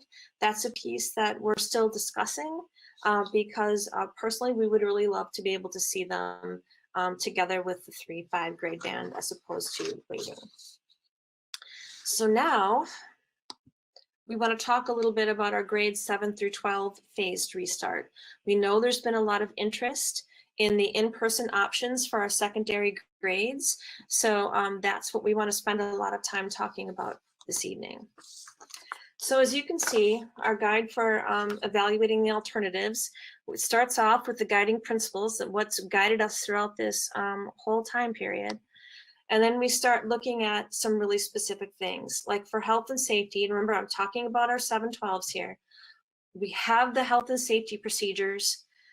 That's all in place. So it's not as if we need assistance developing procedures. That's not the case whatsoever. That's in place. We just know that whatever option is implemented must have these health and safety features in place, including the 6 feet of physical distancing. We also know that our emphasis has to be on one of our values as a school district, which is relevant and empowering learning experiences for all of our kids. And that means our phased restart and our Oregon Online, right? We don't want to start something in phased restart that significantly reduces the quality of Oregon Online instruction, where we looked very hard and worked very hard to find a model that would allow us to do both equally well. And that's a challenge. And Jim and Shannon will talk about that a little bit in a moment. We also know that we have to have supports and reasonable workflow for the students and for the staff. Making sure the students have the supports necessary for the in-person learning to happen and to be continually successful in the online learning. That is a part of our planning. And always a part of our planning is how do we make this whole unusual situation as manageable as possible for our staff, because they're working their tails off. And they, I can't say enough about all that they're trying to do and the care and the thought that they're putting into every one of the experiences that our students are having online and now in person. Really, you couldn't ask for anything more than what they're doing right now, and I have tremendous respect for all that, all the heart that they're putting into what they're doing. And then finally, and I mentioned this before, and you will hear it a lot tonight, the importance of the continuity of instruction for both the students and the staff. If there is illness or there is a required quarantine, how do we make sure that when students, and remember I said when, not if, when students are quarantined, when staff are quarantined, there is some measure of continuity so that we are not placing people in odd online courses for 2 weeks and then bringing them back to their teacher later. We want this to be smooth as it can be, given our very unusual circumstances. And a really important component, particularly for people who aren't necessarily familiar with education, is the differences between elementary and secondary. Because when Jim and Shannon speak tonight about the plans for 712 and the hybrid models that were considered and the hybrid model that was selected, it's important to note there are significant differences between our elementary schools, and we're including K-6 in this, and our secondary. And the first would be that there are general academics that apply to all students. Now, with some exceptions, because we do have some students that have specialized needs, but for some with few exceptions, there is the language arts class and language arts standards for 4th grade, for 3rd grade, for 2nd grade, right? So if you're in a 2nd grade class, there is a 2nd grade curriculum that, with some exceptions due to specialized needs, varies, but generally that's the curriculum. Also in elementary teachers have a general license, which means they are licensed as teachers to teach multiple subjects in an elementary school. Now, that isn't necessarily the case for someone who's teaching general music or art or something specialized of that nature. But if you are a classroom teacher in 2nd grade, 3rd grade, 4th grade, you have an elementary license that allows you to teach all subjects. And in an elementary school, the teachers are assigned to, a teacher is assigned to a group of students. So there's one teacher and there is his or her 23 students, 24 students, right? And they teach students all the subjects, unless they partner with somebody and they share the work and they treat it as a little pod. But generally, they're licensed to teach all subjects.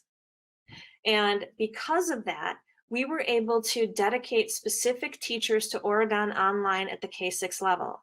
So there are a certain number of sections at each grade level that is for Oregon online only and a certain number of sections that are for phased restart. That is not a possible model when you get into the secondary level. And I'll talk about that briefly, and they'll explain it more in relevant ways later. But for secondary, as you know, we have much more customized academic options and choices. So there are lots, for example, if you're a freshman at the high school, there are many science classes you can take. And what's really important to note is that science teachers have licenses that, that allow them to specialize or that allow them to teach certain subjects. So it's not as if there's one license and you can teach absolutely everything that comes under the heading of science at the secondary level. That's not how it works. And that's not necessarily how something like math would work. You may have a math license, but just because you have experience teaching algebra doesn't mean you are necessarily the correct choice for teaching Calc BC. It depends on your experience level and your background and everything else in between. So we don't have the same amount of options due to specialized licensing. And remember, at the secondary level, teachers are assigned to teaching specific subjects. They don't have a group of 25 students other than in their advisory. They have 135 students that they are teaching a specific subject to. Due to these differences, at the secondary level, all teachers teach both Oregon Online and Oregon Phased Restart. Really important distinction that plays a large role in the selection of a model. So what was considered? Well, a couple of things, and you'll hear much more detail when you talk to Mr. Pliner and Dr. Anderson. But for the live stream model is one that was considered, and this was all done after discussion with leadership teams, visits to other schools, considerable research that started in the summer, and we have continued to hone in on what we want to do because we want it to be the best. We don't want it to be good enough. We want it to be the best possible model it can be. Consequently, we've used the last month to visit schools, to talk to other educators, and to ensure that our selection really was the best one possible. So for live stream, that's when the instructors teach phased restart within their classrooms. The students who are in person are sitting in the classroom, probably half of the students, because remember, we still have to have the 6 feet of distancing. And then Oregon Online students watch the classroom as it's being filmed by the teacher in real time. Mr. Pliner will talk, and Dr. Anderson will talk a little bit more about that in a little bit, but it's where the teacher's in front of people and there are kids at home watching it online. That's live stream. The flipped model, that's when it flips to traditional classroom model. The kids have the instruction outside of class time, and in class time, that's when they're experiencing teacher-guided practice and projects and checks for understanding, etc. So those are the two models we have spent a lot of time on. Outsourced online is something that many, many districts have done, which means that you contract with a company and you pay that company either by student or by subject area, and everybody who's Oregon Online just takes classes from that company. So it's something that as part of the academic planning team this summer, it was an option that was considered and dismissed because we want our Oregon Online students, no matter the grade, to receive the curriculum that is created by our teachers and delivered by our teachers. That's something we thought was really important because we believe in what we do, and we believe in the quality of instruction that our teachers are putting out there for us right now. And not just now, but always. So for the next slide, slide 16, I'm going to pass this over to Dr. Anderson. She will start talking a little bit about some of the things that have been discussed and some of the pathways for moving forward. And Dr. Anderson, you can just tell me when you want me to start moving slides. Okay. Thanks. So good evening, everyone. Thank you, Dr. Bergstrom. Jim and I thought it would be helpful to begin with just letting you know sort of the demographic breakdown of when families selected in August. if they wanted phased restart or Oregon online for each of our schools. And we have had some families flip-flop back and forth over the course of the last month or two, and we're able to accommodate that because our learning is all virtual at this point. These percentages are, as Dr. Bergstrom mentioned earlier, is for first semester. So this is the population that we're serving for first semester that we need to keep in mind for our planning. Tonight, we're going to talk about some different cohorts. And so I want to make sure we're all on the same page with what we're talking about for language. As Dr. Bergstrom mentioned, we need to make sure that we have 6 feet of social distancing and a lot of space. And so for that to happen with 72 to 75% of our students, we needed to divide that student population into 2 cohorts. We were very creative with the name. We call them cohort A and cohort B for now. So as part of our plan, we'll be thinking about splitting that population in half. And then we're going to refer to our students who are fully online and committed to online learning as cohort C. So just keep that in mind because you'll see it again in our presentation. Next slide. So as already mentioned, physical safety and keeping our students safe is of course at the forefront of our minds as we plan and think about bringing all of our learners into our buildings. And so again, that 6 feet of social distancing, having students wear masks, thinking about keeping hands clean, sanitizing surfaces. We don't plan to use lockers in our building, having students enter assigned doors, all the precautions that our K2 colleagues have used. But we just want to assure you that we're thinking about that. And at the same time, things are going to look a little different. And so Jim's just going to talk about some of the things that he's seen on his visits that he's done in some local schools. Good evening, everybody. I want to verify one thing before I get started. My wife just texted me from home saying, turn on your camera. Am I on? Okay, fantastic. You know, I visited schools, high schools in the Badger Conference, and I want to affirm a few things before we get going. Number one, we want to be open. We do. We really miss our kids and we miss our staff. We miss our teachers have worked incredibly hard. I appreciate Dr. Bergstrom saying that. We have accomplished so much in such a short period of time, blocking the high school schedule, really a heavy lift on becoming adept at virtual instruction.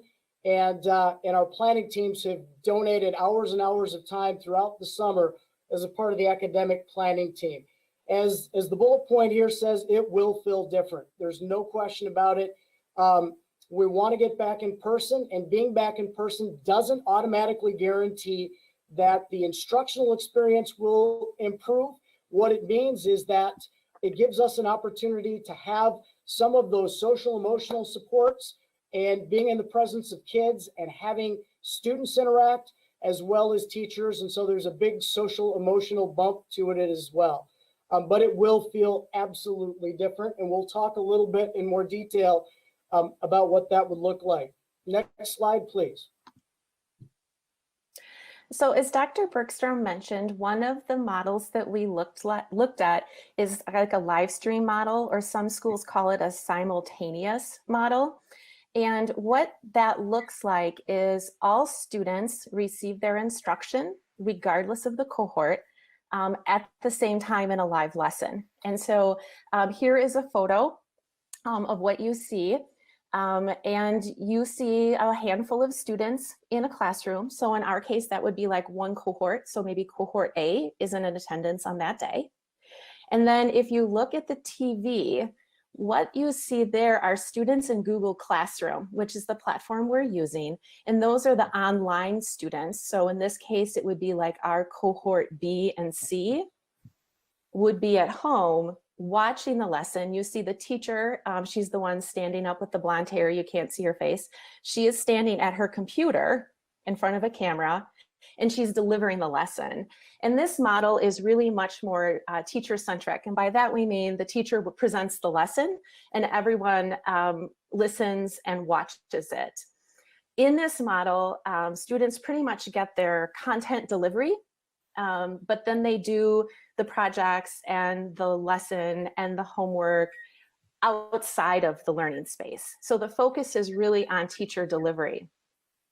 When we were looking at this model, we were trying to look at it from lots of different sides, because this is a model that a lot of schools are using around the state. And so we tried to really study and analyze the pros and cons, and also talking to other teachers and administrators who are using this model. And so next slide. We took a look at some of the things that we thought were really good and helped us to achieve some of the principles that we were trying to achieve for our learners. One of the things that we liked about this model is that it's synchronous instruction. And we learned from the spring, and the feedback from students, staff, and parents is they liked synchronous instruction, and they liked that structure. We also decided that having that support of students coming into the building, and we heard that need a lot in the letters tonight, that the ability to come into the building and for kids to see other kids and see their teachers is really great for their social emotional sense of self and well-being. Another pro is that it's an effective use of teacher time. The teacher delivers the lesson once and they hit all 3 cohorts at the same time. So those are some of the things that we heard and saw that were really effective about this model. On the flip side, and again, no model is going to be perfect, but some of the things that really stood out for us is that it's really difficult to engage all groups at the same time when you're trying to deliver this lesson. And we pulled a couple pictures to show you. And in the top picture, you know, the teacher's really focused on the students who are online, but the kids in the classroom are just kind of sitting there and waiting. As a teacher, you might design a lesson to be very engaging for kids who are in an online environment. And I'll reiterate, like what Jim said earlier, our teachers are doing a fantastic job trying new strategies and highly effective practices to really meaningfully engage students when they're online. But the way you engage kids when they're in your room is totally different. And so it's really hard to have best practices in both worlds at the same time. We also saw, because of that, the kids who were online learners, it was much harder for them to connect because now they're sitting there waiting because the teacher's dealing with that and there's kids in the room and they're not able to connect with those kids very easily. A lot of recommendations that schools had is they wish that they had a second adult in the room. So for this to really go well, you almost need one educator who can help monitor and engage and support kids in the classroom, and then someone else who can monitor the chat and see if the kid's having a technical difficulty. And without that second staff member, it becomes really difficult. And that's a barrier for us because we don't have 2 adults for every room. There also could be some potential concerns. Dr. Bergstrom talked earlier about teacher absent. If the teacher who's delivering the instruction in the room can't be there or is unable, not well enough to teach, then that continuity becomes difficult. Another challenge has to do with technology. And in many cases, it is having to do with sound or visibility. And last week at the school board meeting, I had a really unique experience that helped me to think about why this model wouldn't be best for our learners. During the annual meeting, for example, Andy gave his presentation. He was right in front of the Chromebook. I saw his slides. I was sitting in my office and I could hear him clear as could be. He was very easy to follow. But then later in the meeting, when the board members started having conversation, I couldn't see you. And I had a really hard time hearing. And if you were sitting closer to the Chromebook or the camera, I heard you. But if you were farther away, I lost your words. And I found myself like chatting other people who I knew were at the board meeting. And I was like, wait, what did they say? What did I miss? What happened? And I felt super disconnected from the community and everything that was going on in that space. And so that is a concern because we don't want our 2 cohorts home missing out on what's going on and what's happening in the classroom. So those were just a few things that kind of to make our thinking visible as we analyze that model. And so Jim is going to talk about the other model that we looked at. So we've learned a lot in our distance learning that will serve us well moving forward into a hybrid instructional model. If I'm Mr. Johnson's chemistry classroom and I am instructing students on Boyle's Law and we are in a live stream model, I'm going to be masked up and I'm going to be trying to lecture in such a way that both people at home and the students in front of me can gather that information, take their notes, and ask whatever questions they need to. That format, it doesn't lend itself extremely well. And what we would be doing in a flipped model is new instruction would be delivered asynchronously. So Mr. Johnson's Boyle's Law lecture could be delivered through a video lecture, screencast, accompanying slides, and other readings, podcasts, etc. Then when we come back into the classroom, that time is used for teacher-guided practice, reteaching, pre-teaching, discussions, application, perhaps illustrations, labs, and helping those kids support their online learning in that in-person resource environment. So in a sense, that the students are still engaging in distance learning for new acquisition of content, but are supported in that learning in person. And additionally, then we can pivot from carrying that load to shifting it to students and having students applying their learning in our presence, mini lessons, etc. Now, in our model that we'll talk about in a few minutes, we will also talk about creating that resource time for our Oregon online kids so that they get that support time with their teachers as well. So let's flip the slide, please. So again, you know, the positives here is that we are not fighting through a mask and trying to deal with teaching into two formats, that we can use the lessons that we've learned with distance learning to create engaging, coherent instructional lessons. And again, coherence is incredibly important.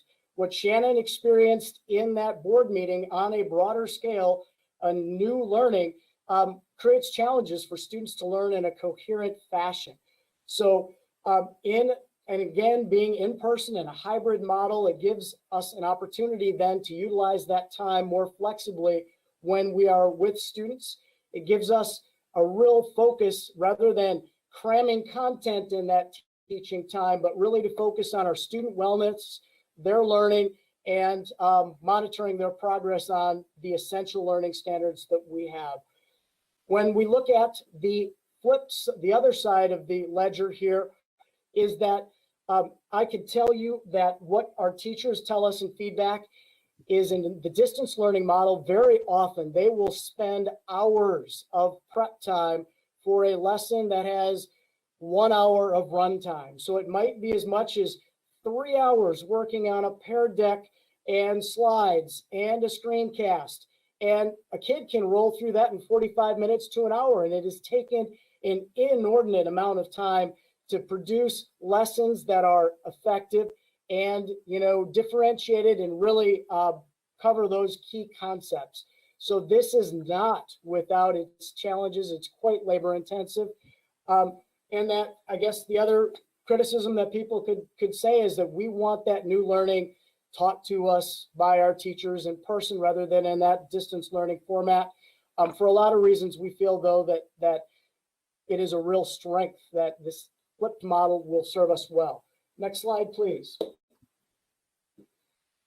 So back in April, John Tanner brought together a group of about 60 educators. John, is that right? Give me a thumbs up if it was roughly 60 in our district as the academic planning team. And that planning team worked extremely hard on all phases of the instructional side of the house. Andy led the safety side of the house.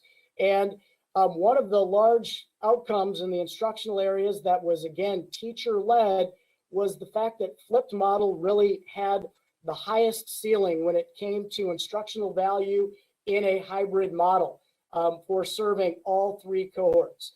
So again, we have our challenge then, and Shannon and our challenge is always to have a plan and to have a plan ready to go that serves our kids in our community in a high fashion and really is workable for our staff, because this is a very challenging time for staff and students. And as administrators, we are equally concerned about serving all of our constituents in our community at a really high level and setting everyone up for success. So let's flip ahead. All right, so on this slide, what you see is what the middle school schedule could look like. And I say could because I think every couple days we make changes to it as more ideas and questions come. So view it a little bit more conceptual at this point, but I want to walk you through it because I know there's a lot of visual information on this slide. So remember, we have 3 different groups, A, B, and C. A and B are your phased restart cohorts. And so in this model, where the orange is, you will see cohort A. And in cohort A, you're going to come to school 2 half days a week. During that time, you will have close to an hour with each of your teachers, and you're going to be meeting, of course, in that smaller group, socially distanced with your teacher. Our art teacher said that during that time, she would have kids work on projects and she would go around and give them feedback, show them techniques, strategies as needed. A math teacher might go through the lesson from that week and really focusing on question 3 because it was really hard. Going around, connecting with kids, providing that resource support that they need. Now, if I'm in cohort A, what am I doing the rest of the time? If you look in the afternoons, 4 days a week, our connections group, which is like our homeroom, and we do a lot of social emotional support, our TV news show, different games and talking activities, that would be done synchronously online where all 3 groups come together. So if I'm in cohort A, I'm going to have a touch with OMS with other students 4 days a week. And then the rest of my week will be those asynchronous flipped lessons that Jim was talking about. Also layered within this, if I am in band, I will have my small group instruction with the band teacher. Our teachers have a lot of other supports built in, but basically in a nutshell, I would come to school 2 half days a week. I would leave at lunchtime. Instead of serving lunch, we would like to provide a grab and go bag lunch so our students have food as they're walking out the door. If I'm in B cohort, it'll look very similar. I'll just come 2 different days and then have my connections in the afternoon. Now, Jim mentioned this, but if I'm in C cohort, so if I'm in the Oregon Online, my support with my teacher will be in the afternoons, and I will get to see my teachers throughout the course of the week. We anticipate this will be smaller because at the middle school, it's 28%. Most of our classes are around 28 to 30 students. So I might get like 30 minutes with my math teacher with 6 other students. And so that's a small enough group where I can have some discussion, I can get some feedback, I can ask questions.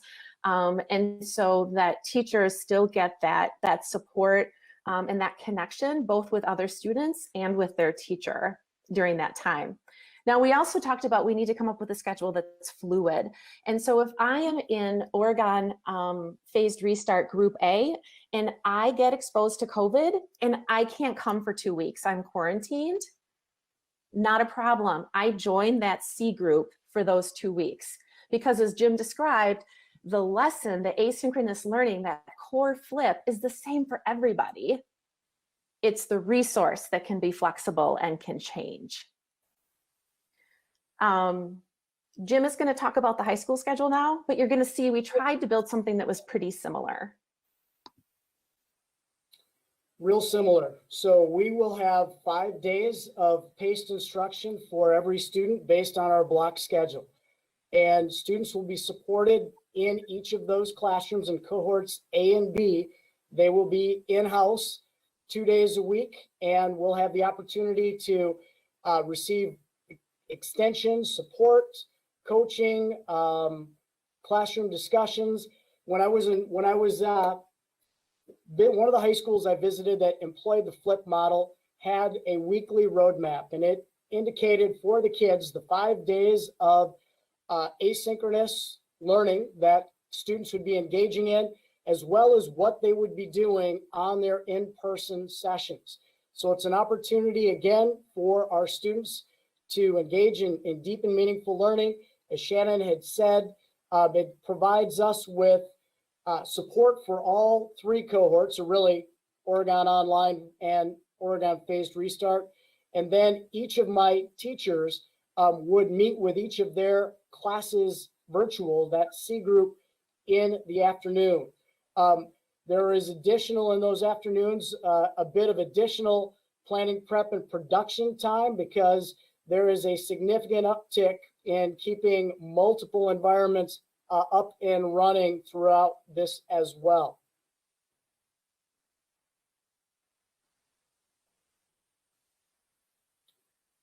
Okay, next Right. slide.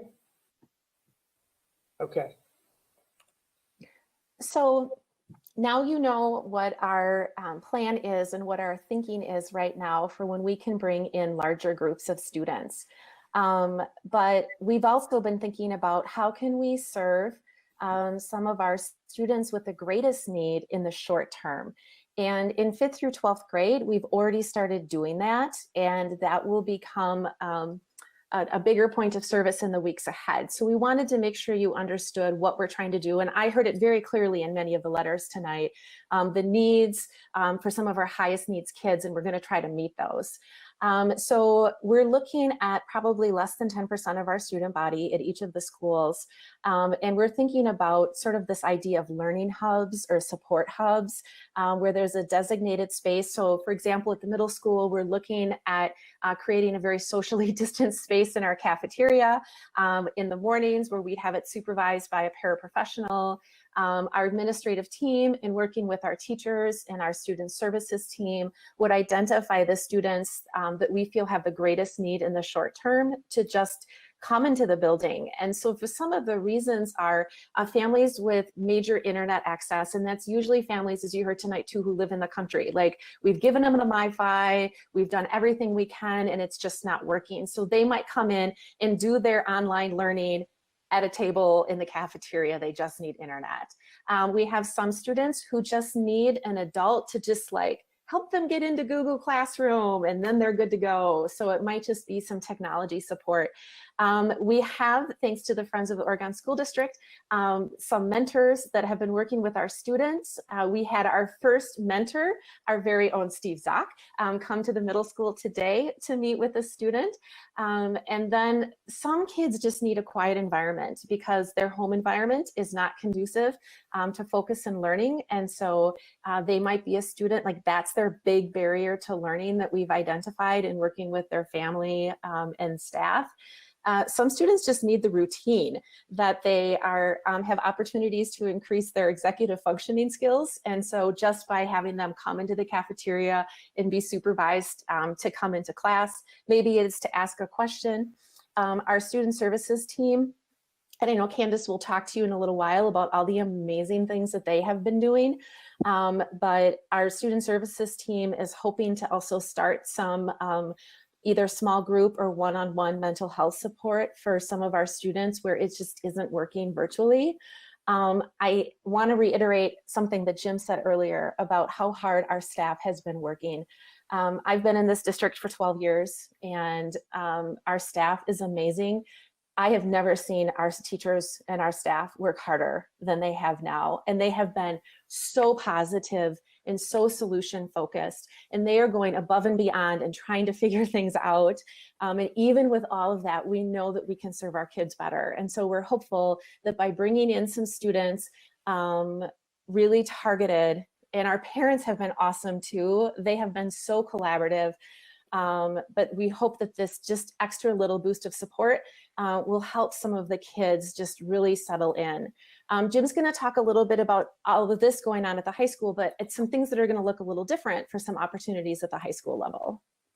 Yeah, I won't work. Our bullets are quite similar. I won't work all the way down that list again. We are, again, we will be opening our cafeterias, Wi-Fi hub, and a supported study environment. My wonderful instructional coach, Andrea Anderson, puts together a peer tutoring program that is very robust in typical years.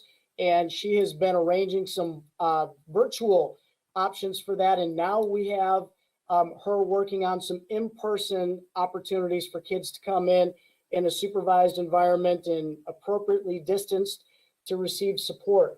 We've had a number of our case managers in providing IEP support for students, as well as some of our interventionists working with one-on-one or small groups of kids in our building where that is sorely needed.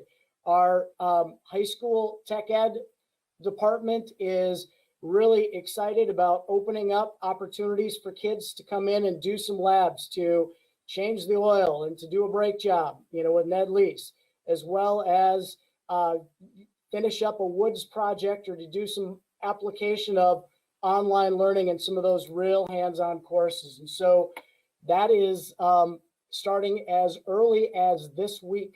So we're excited to see that. And Kim Griffin, my AP, who's really involved in a lot of the protocols and safety movements in our building, is got systems ready for students and staff to jump right into. Leslie, I'm good with this one. Thank you. And then the next one, I believe, and thank you, Dr. Anderson and Mr. Pliner. The next one, I think, goes to Mr. Carr, our athletic director. Okay, thank you, Leslie. Just wanted to update people on a couple things.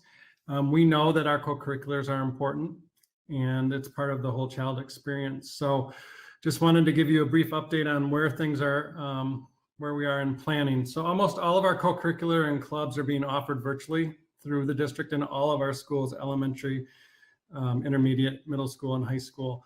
The only ones that aren't being offered right now are mostly service learning and in-person type learning clubs and activities. So they hope when we get back to school, they hope to start those. But a lot of our clubs, I would say over 90% of our clubs, are being offered virtually at the time being. So the high school sports teams are starting to pilot social, emotional, and team building with a certified mental performance consultant. And they're working on things like connections with teammates, understanding emotions, self-talk, and controlling the controllables. Our coaches are also providing individual workouts for athletes to do. Students, we will be encouraging them to register online for this winter sports season when we will be able to offer that. We're planning to offer winter sports according to the WI guidelines if public health allows. And this situation, as everybody knows, is extremely fluid, and sports will look different this year than they have been in the past. So we are planning, we have plans in place, we have guidelines in place, and then we will follow those public health guidelines. And we're working with the Dane County ADs because we know the Dane County requirements are a little bit different than other requirements. As if you remember, the Badger Conference spans 7 different counties and all works with 7 different public health organizations. So we are going to meet next week as a Dane County group to talk about starting and continuing winter sports when we are allowed to do that. The Badger Conference is also meeting Wednesday, to discuss our winter sports and alternate fall planning. So we are doing a lot of planning. We just need to keep meeting metrics and getting the guidance from public health. And then we are also exploring the possibility of bringing in athletes in small pods for workouts when we have a little better guidance, but we're going to talk about that Wednesday too at our Badger Conference meeting. Thank you, Mr. Carr. It's important to underscore how important co-curriculars and all of their forms are to our students. And so that's why we're continuing to push forward on finding ways to do things that will make a difference for them. Now I'd like to pass the next portion of the presentation, because it's very related, to Dr. Weidensee, who will talk a little bit about the supports that have been put in place for our virtual learning experience for mental health and social emotional learning. And so now I'm going to pass the baton to her. Good evening, everybody. As a couple of people have mentioned already, there were some work groups in the summer, and I was a part of the social emotional learning mental health group, and that was actually a really exciting committee to be on. That group of people worked super hard and were super enthused about making sure that everything was good as possible for the students when they came back. They worked a lot over the summer on preparing lessons for social emotional learning, for getting second step curriculum in place, for providing some presentations for parents to help support them as well. So it was a super exciting group. And one of the first things that we wanted to do is take a pulse on the students when we got back to school. So we sent out just a quick check-in to all families in September, and we had over 460 responses. And about a third of those asked for a contact either with the parent that replied or with the student in that family. So all of those requests have been followed up on. And as a result of that, we've had individual supports that have increased in the buildings. And we've also had an increase in group interventions based on the feedback that we had from those students and parents. Next slide, please. So this is I feel like it's a small list actually, as compared to what's happening in the buildings. But one of the things that is a major focus is universal SEL instruction across the district. So there's weekly lessons at all levels, and it's different at the elementary than it is at middle and high school, but it is social emotional learning across the board. Then there's some reinforcement of some things that happened last year. For example, zones of regulation is something that all K-4 students were taught last year. So the kindergarten students haven't had that. So the student services staff is teaching zones of regulation to the kindergartners and reinforcing zones for the 2nd through 4th grade. At each of the buildings, there is a focus on looking at who's engaged and who's not engaged in learning. And so the student services staff and the principals and the teachers are connecting on those kids, and they're making contacts home and problem solving, home visits, doing things like that if they need to. Virtual services have continued, and as Shannon mentioned, that doesn't work for everybody, but there is a lot of it happening. So for example, I'll just pull the middle school for an example. They have 42 students who are being seen virtually by the student services staff on a regular basis. And they have 131 other students who are being seen on an as-needed basis. So there's a lot of support happening among student services staff. And that's just one building. That's happening in each of the buildings where the counselors, psychs, social workers, social emotional learning coaches, everybody is involved in trying to make things as good as they can for the students. So one of the things that I heard our high school student mention is that they are providing some new student support at the high school. They're also doing that in other buildings. So while it might be student council led at the high school, at the other buildings, they are doing virtual meetings, they're doing lunch bunches, as they would if the kids were in person. They're doing some of those things just virtually to make sure that the new students to our district are feeling welcome and have some connections that they might not be getting just by being online. We have continued our PBIS instruction and supports across the board. Again, the counselors and psychs all have websites and virtual calming strategies available to students, and they've tried to make those known to parents as well. We continue to work with our outside providers. That includes some social work services from the county, but it also includes our Building Bridges social workers, Oregon Mental Health, Lake City Counseling, and some additional providers that have expressed interest in working with us that we can refer students and families to if we can't meet their needs at school. We're starting with the Hope Squad. The Hope Squad is a suicide prevention program, and that's a peer-to-peer support kind of a program.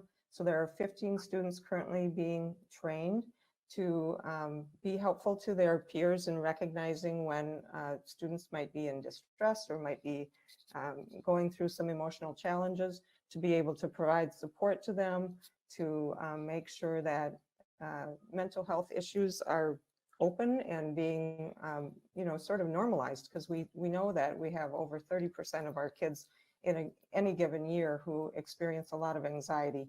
So mental health needs are present regardless of our learning format. And then the OHS neighborhood model is something that I think is working quite well already. They are getting referrals from the teachers. And so the neighborhood model has the link between the counselor and the administration, and they are working together to follow up on all of the students that are at risk. So they've had, for example, 66 responses, 66 referrals to their teams, and they've been able to respond to already 55 of those. So it's something that's helping to provide some consistency in response. They've also been able to respond to over 250 students on their at-risk list at the high school. So there's a lot of things that are actually happening in the student services arena to try and address what we knew would be a challenging year this year for students. So you can go on to the next one, Leslie.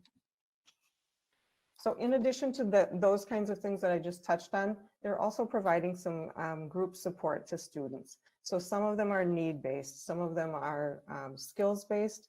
For example, they're doing some social thinking, teaching skills. They're working on social isolation and loneliness. They're trying to help kids improve their organization and executive functioning skills, and working on stress management and coping.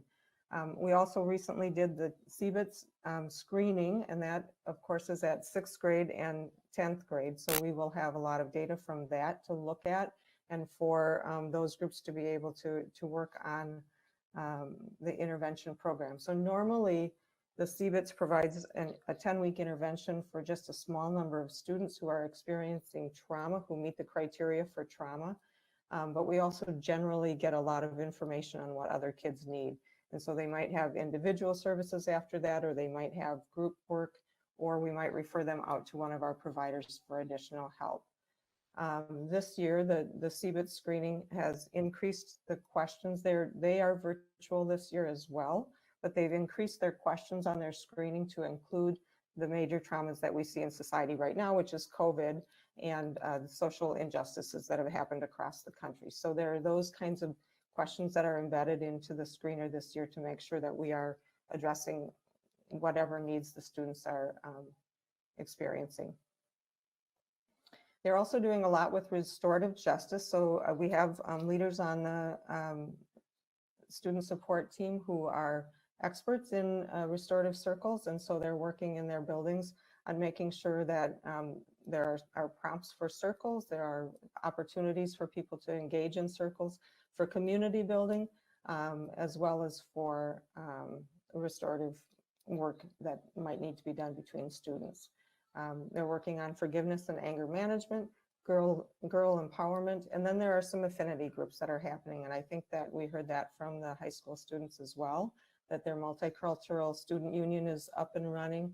The Black Student Union is open to students, and there's a dancers affinity group. So there are some things that are doing just to make sure that kids are getting engaged and interested in things like yoga, like workout clubs, arts and crafts, just a variety of things that the student services group are participating in. They're leading, they're helping kids connect and get together on those things. So Shannon already mentioned that the Friends of the Oregon School District has the mentor program. We think that's an important piece of making sure that kids are staying connected as well and staying healthy. So I put that in there, 20 students that are continuing from last year, and I'm sure that that will be a growing area for this year.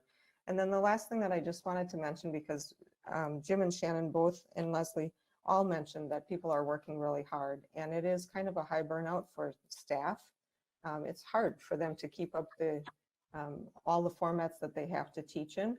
One of the things that the Student Services Group got trained in and worked with teachers for the last couple of years is in compassion resilience.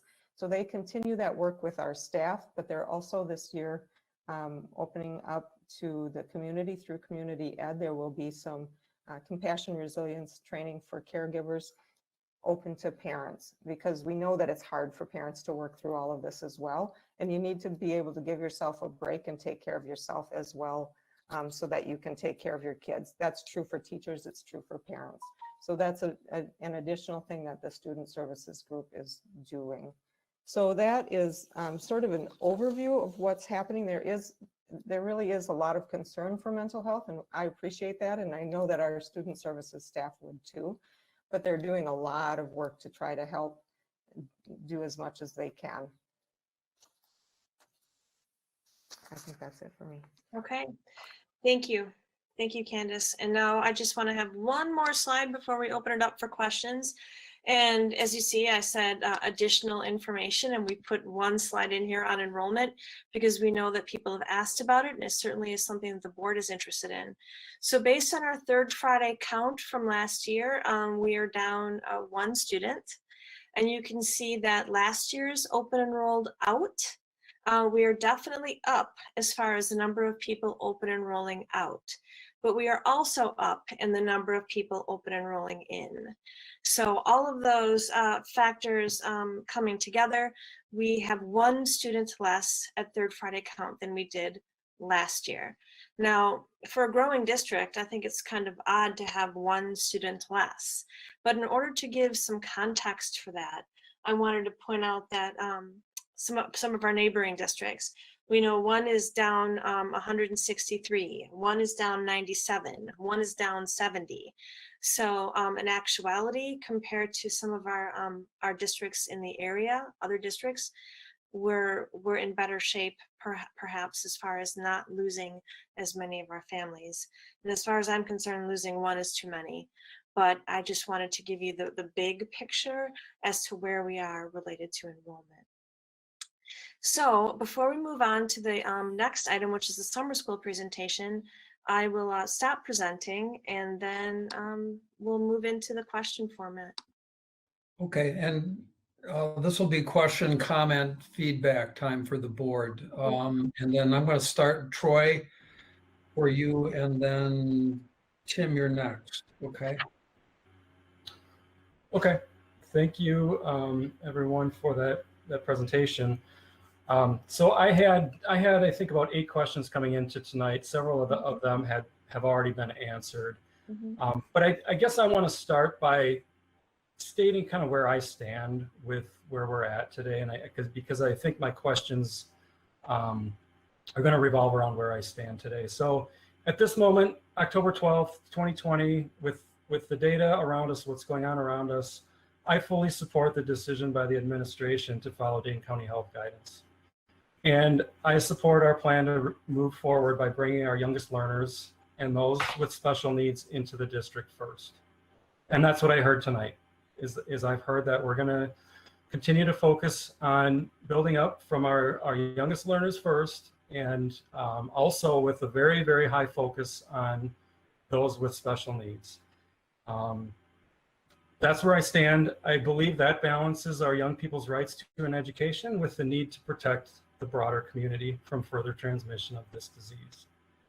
And we have a responsibility in both regards. And we really need to maintain trust of this community that we're doing what's safe for our students and our community. And I look back on a statement, that I read very early on as this disease was developing, and as people were trying to figure out plans for schools going forward. And the statement is that one step forward too fast is going to result in many steps backward for a long time. And I think about that a lot, because I think about how we are fortunate enough right now to have our K2s in person learning. And we know that's really, really important, that they need those skills in person, that they're just not able to get those skills online. And I'm fearful that if we move too fast, that we're going to put those K2s at risk. And that as we even bring on our three fives, moving too fast is going to put those students at risk. And we need to hold that in high regard. And Dr. Bergstrom presented those challenges earlier with the substitute teachers and contact tracing and all of these things that just become more and more challenging as we bring more and more students on with the current situation, with this high rate of transmission in our community. I also just want to give you a peek into what I've been thinking about. you know, I take this very seriously. I'm an engineer in my day job. Since this pandemic has started, I've been tracking the numbers. I started out back on March 9th. I built my own spreadsheet, and I track the numbers every day. Every day I go in and I add to my spreadsheet. I've been able to add to it lately, where we can now look at the Oregon school district census area. It gives us a greater understanding of what's happening locally, and I'm watching the trends. You know, this is the first infectious disease I've ever tracked, I've ever studied. There's a lot of nuance of data. I know that there's a lot out there, and I'm reading it all and I'm considering it all. But right now, what stands out to me is that Wisconsin is the third highest state for positive test rates. The current trend in Dane County is actually looking good. We're decreasing, and I think that's great. But we also have to be aware that other parts of the state are not, that they're increasing. I think we really need to be looking at the relative risk to the community to determine when it's appropriate to bring the kids back. One of the things I've been watching really closely is the rate of hospitalizations in Dane County. It's at an all-time high. The ICU patient count last week was at the highest it's been since April. We've seen that drop a little bit. But I look at our community of Oregon, and I look at the hospitals that our community depends on are in Madison, and those Madison hospitals they have a high patient count. And I also think about our kids who, you know, we talk a lot, we've heard a lot about the mortality rate, the fatality rate, and we know that that's low for our students. Anyone under 18, anyone under 40, it's very, very low. I recognize that, but we can't lose sight of that this disease does affect people, and it does hospitalize people. And when our students have to, you know, they're having a hard time with virtual learning right now, but they're going to have a really hard time with their parents being hospitalized, potentially from the disease. So that's kind of where I stand today. You know, I'm optimistic that this case trend is going to continue to decrease, and you know, it's possible that within a month we're gonna hit that 39 number. I know that the metrics are going to require us to sustain that for 4 weeks, and I guess that's where I get a little bit. I'm trying to predict the future and how this is going to look, and I look at a potential situation where we're hovering around that 39 number or 19 number, whatever it is we're using, and we're bouncing around above and below, and we're not sustaining that 4 week. That 4 week requirement. And that's where I think I would put some pause as to whether or not we want to or need to, you know, be adhering to those metrics. And, you know, like I said, those are my thoughts as of today, October 12th. It's not a slam dunk that it's ever going to be safe. I think we're doing an incredible job of keeping our students safe. I encourage out of the box thinking and innovation, and you know, considering other ways we can do this. I also want to state that, you know, there's an awful lot of community members who really want to help, and whatever we can do to bring those community members in some way to assist. You know, I know there's a lot of people that are willing and ready to help us out. So with that, I guess the question that I have really revolves around the choice question. Can we provide a choice? And I guess what I heard from the K-5 presentation is that we could go back to school pretty much immediately for K-5. I'm not sure that I gathered that from the middle school and the high school. So I guess let's start with that question: is how quickly could we go back for those upper grade levels? Okay, guys, who wants to do that one? I can start, and then Jim and Shannon can definitely chime in, because we've discussed this quite a bit.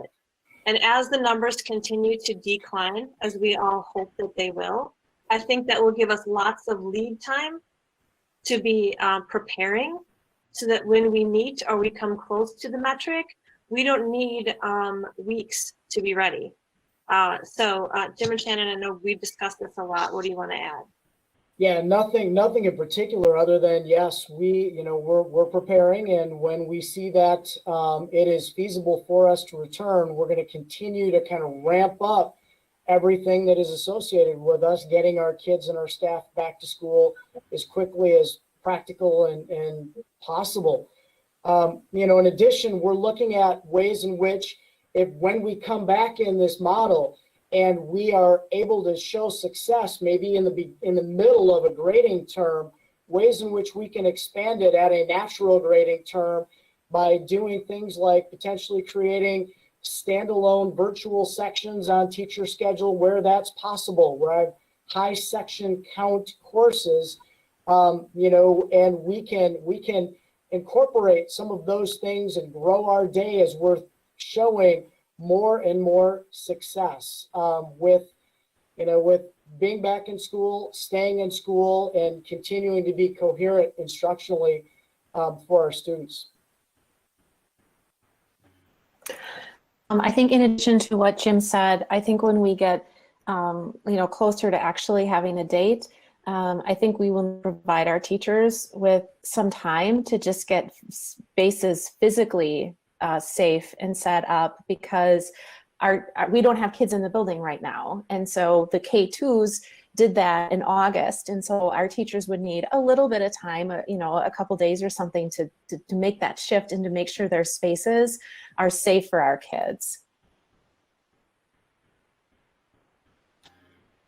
Okay, thank you. And so my next question is, it really, I guess, revolves around the flipped model that we learned about tonight. And I guess I'm wondering if we, and in reflecting on the letters that we heard tonight, and there's this kind of a split out there in the community that some people want to go faster, some people maybe want to go slower, and they're not really comfortable with where things are at, where things are moving. And I expect that sentiment is going to continue.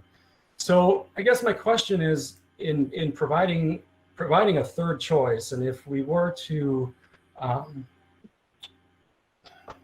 open it up, what's the sacrifice to the Oregon online students, or potentially students who signed up for phase-in but they're going to switch to Oregon Online, or would have to switch to Oregon Online because they're not comfortable?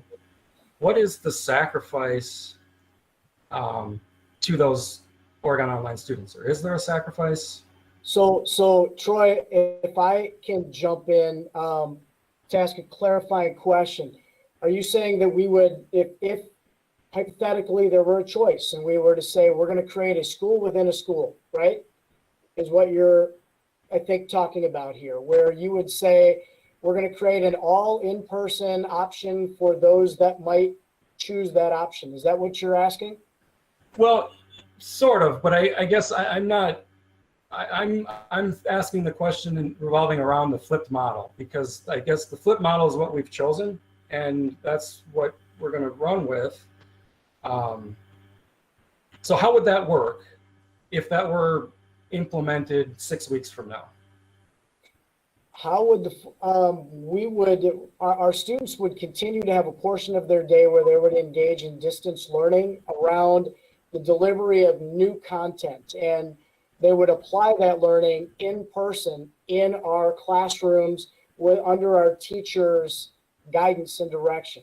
And so where students are struggling, they get support. Where students are excelling, they may get extensions. Where they are reading and absorbing, they come together for discussion. And that is kind of the principle basically behind the flipped model. I think that the inherent challenges that Shannon and I talked a little bit about delivering content in a mask in two different environments at one time is incredibly challenging. And so I think we're looking at a way to maximize the leverage of what we've learned in terms of the online delivery system, and utilize our staff in an intelligent way to support students in their learning and their social emotional wellness.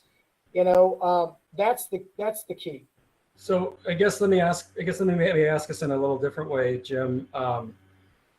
How critical are the numbers of students that are in Oregon Online versus phase in with the flipped model?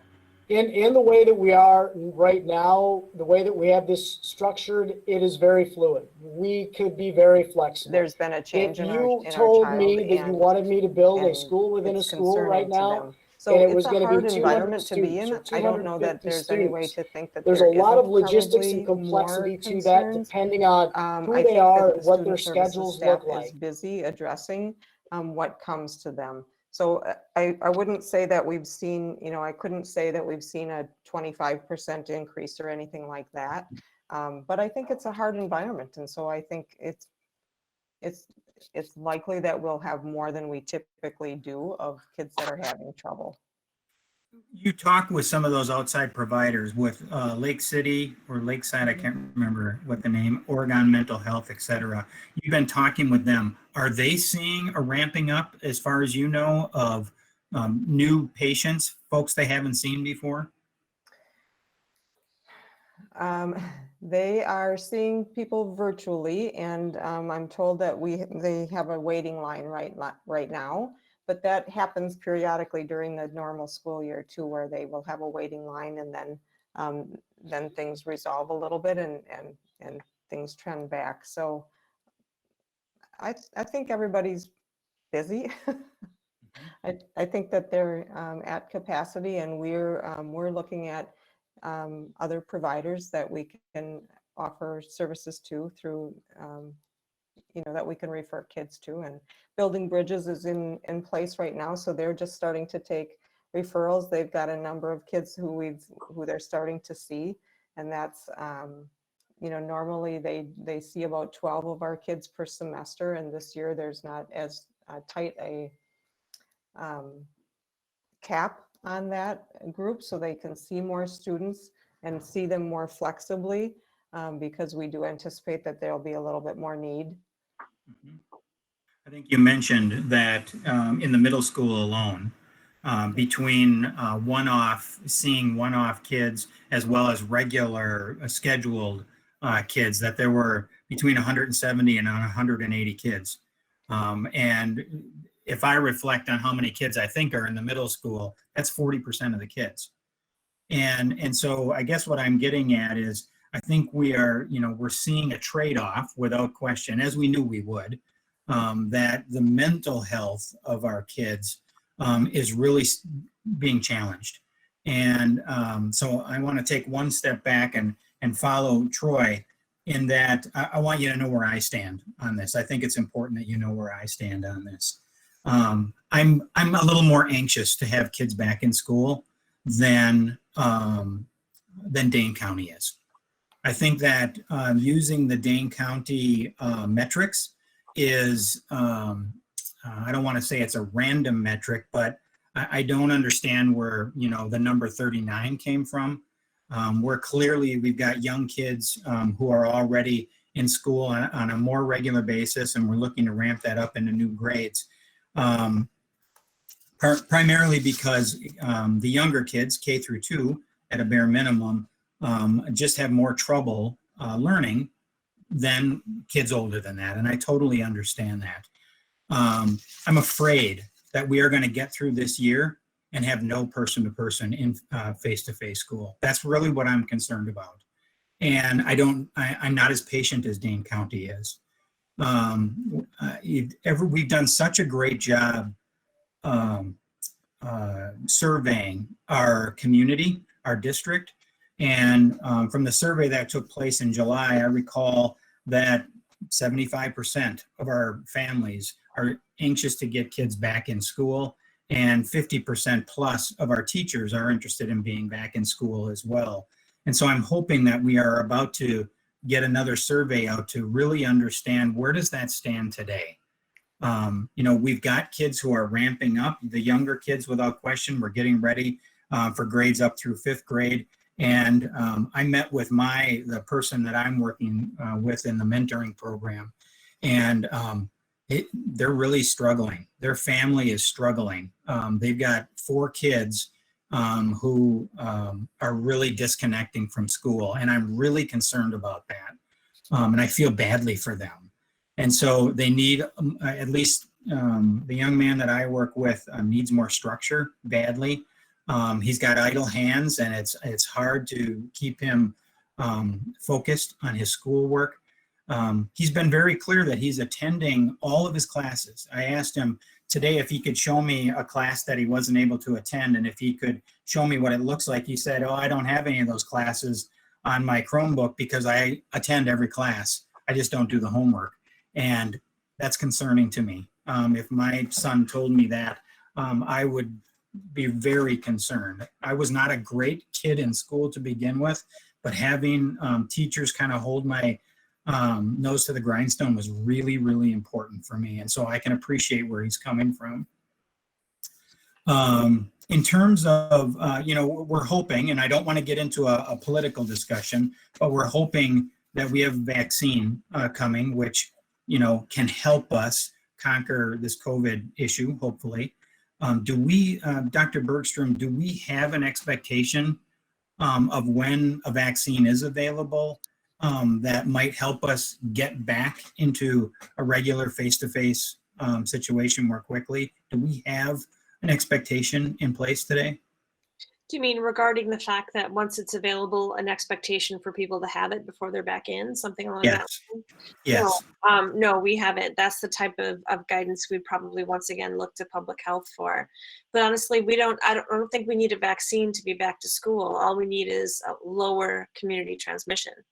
And once that happens, then I think that we will be in a much better place. Right now, the numbers are just much higher than anybody would want them to be. And I think that's true in Dane County. I absolutely believe that to be true in Dane County, but I like to think that it's different in the outlying communities. And I'm seeing some of the outlying communities, certainly outside of our county, sees that as well. Troy, you mentioned, for instance, that you have Oregon census data. So you're able to, it sounds like you're able to hone in a little bit better on transmission rates in our district, in our village. I'm not exactly sure what data you have available. Can you reflect on the data that you've been tracking? It's more specific to our situation and less specific to Dane County situation. Yeah, so it's available on I believe it's the Dane County Health website, but you can click on the various census areas, and I mean what I'm seeing is that it's our school district census area, including Oregon and Fitchburg, and you have to be a little careful because those census areas don't line up exactly with the school district boundaries, but it's tracking pretty closely to Dane County from what I see. So, and Dane County is lower than some other parts of the state right now. So, and I think we can all agree that the influx of the UW population certainly skewed those numbers. And the UW population does not find its way to Oregon, Wisconsin. It just doesn't. And so I am concerned that if we continue to use Dane County numbers, we won't be in school this year the way people think we will be. And so I am a little more anxious. I am, for a whole variety of reasons, mental health being a biggie to me.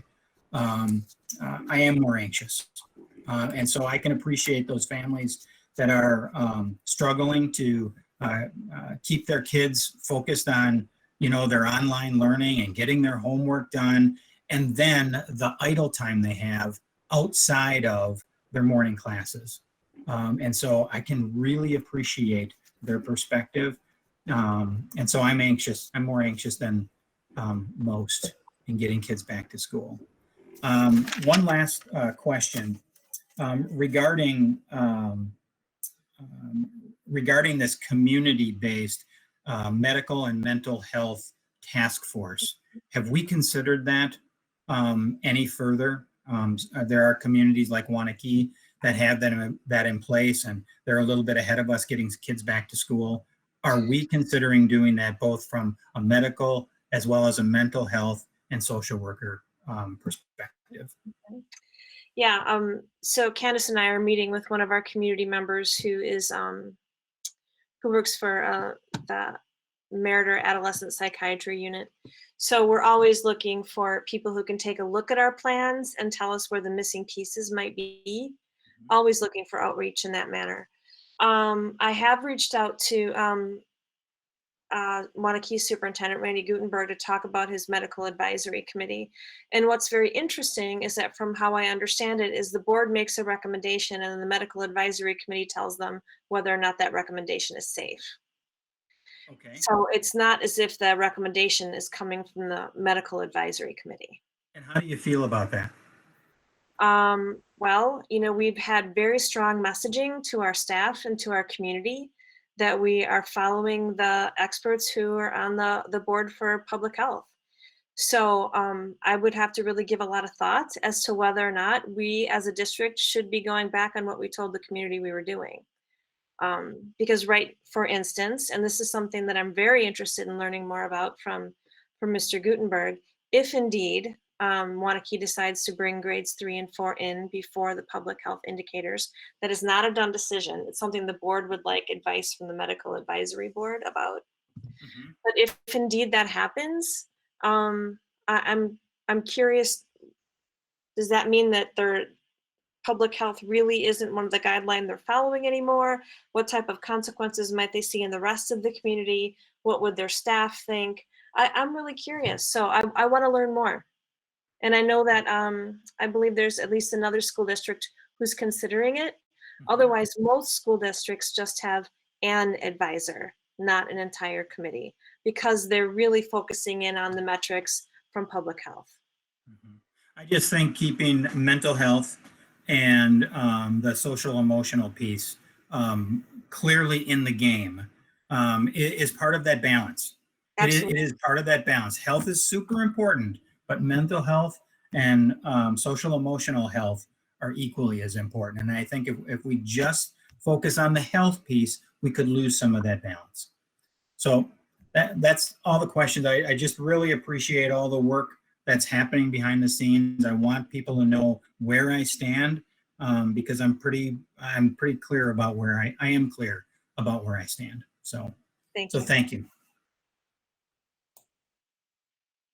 And Heather, you're up, and Anna, you're next. Great. First of all, I just want to echo Tim's comments on the gratitude for the administration and the staff and the teachers. The time and effort that you all have put in is above and beyond and absolutely amazing. I'll follow Troy's lead and kind of end Tim and briefly talk about where I stand, and then I have a few questions, although a number of them were answered tonight. So thank you for that, for those who presented. I do support the plan as of today. I think if Wisconsin were not in such rough shape, I would have more questions than I do now, but I'm willing to wait, to hopefully see that decline continue, and hopefully then the question of the case count gets answered for us. Like everybody else, I want kids in school, and I know that that's important, but there is risk associated with that. I do have some concerns just about, I think Troy mentioned it kind of in that 4-week requirement piece, or, if we're consistently at 40, well, 40 is not 39, what are the gray areas around that? Obviously there's no perfect answer. So I fully understand that. And I think while everybody is working incredibly hard, I would like to see some sort of structural community task force, or, whether it's similar to the Wanakee Medical Board, or whether it's something where people who are experts and professionals can come at this together.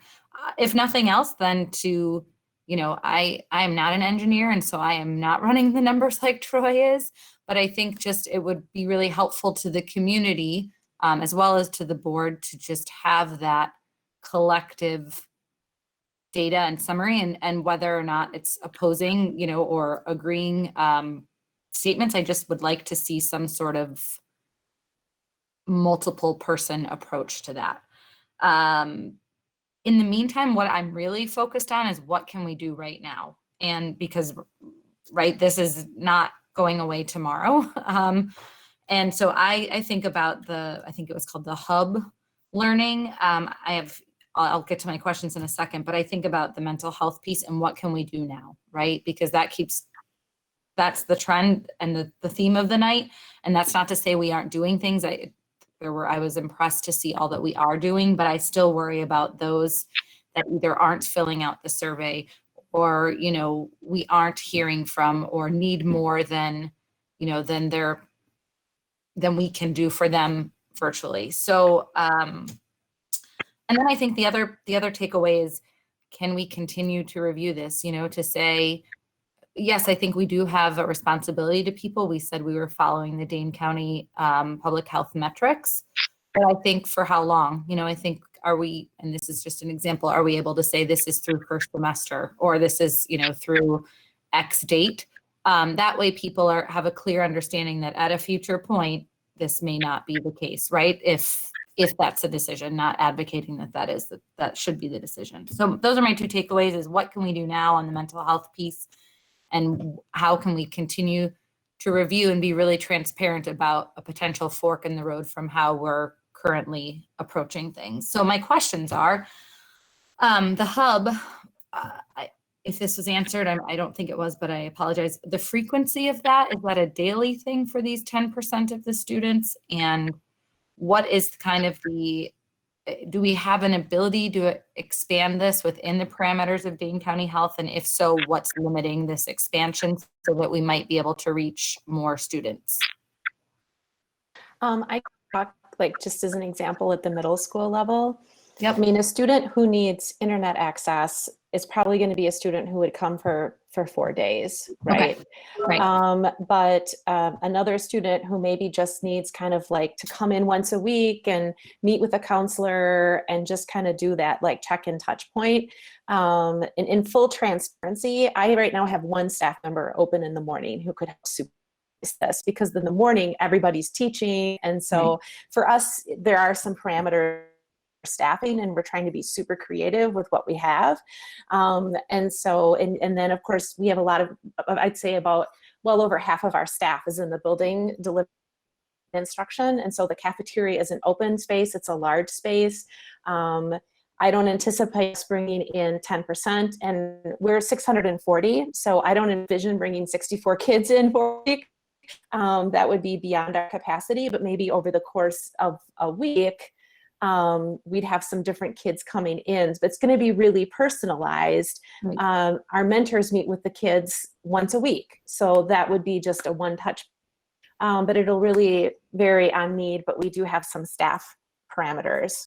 Yep. Okay. And thank you. And then do we feel like, I realize this is pretty new and we'll be learning more as we go, but do we feel like the students that we are either serving now or will continue to serve will be enough, or will the need, I realize there's a desire to go to school, right? But there's a difference between the desire and the need. Will the need be served by this, or are there other options that we can look into to continue to make sure that, internet connectivity and mental health are at the forefront?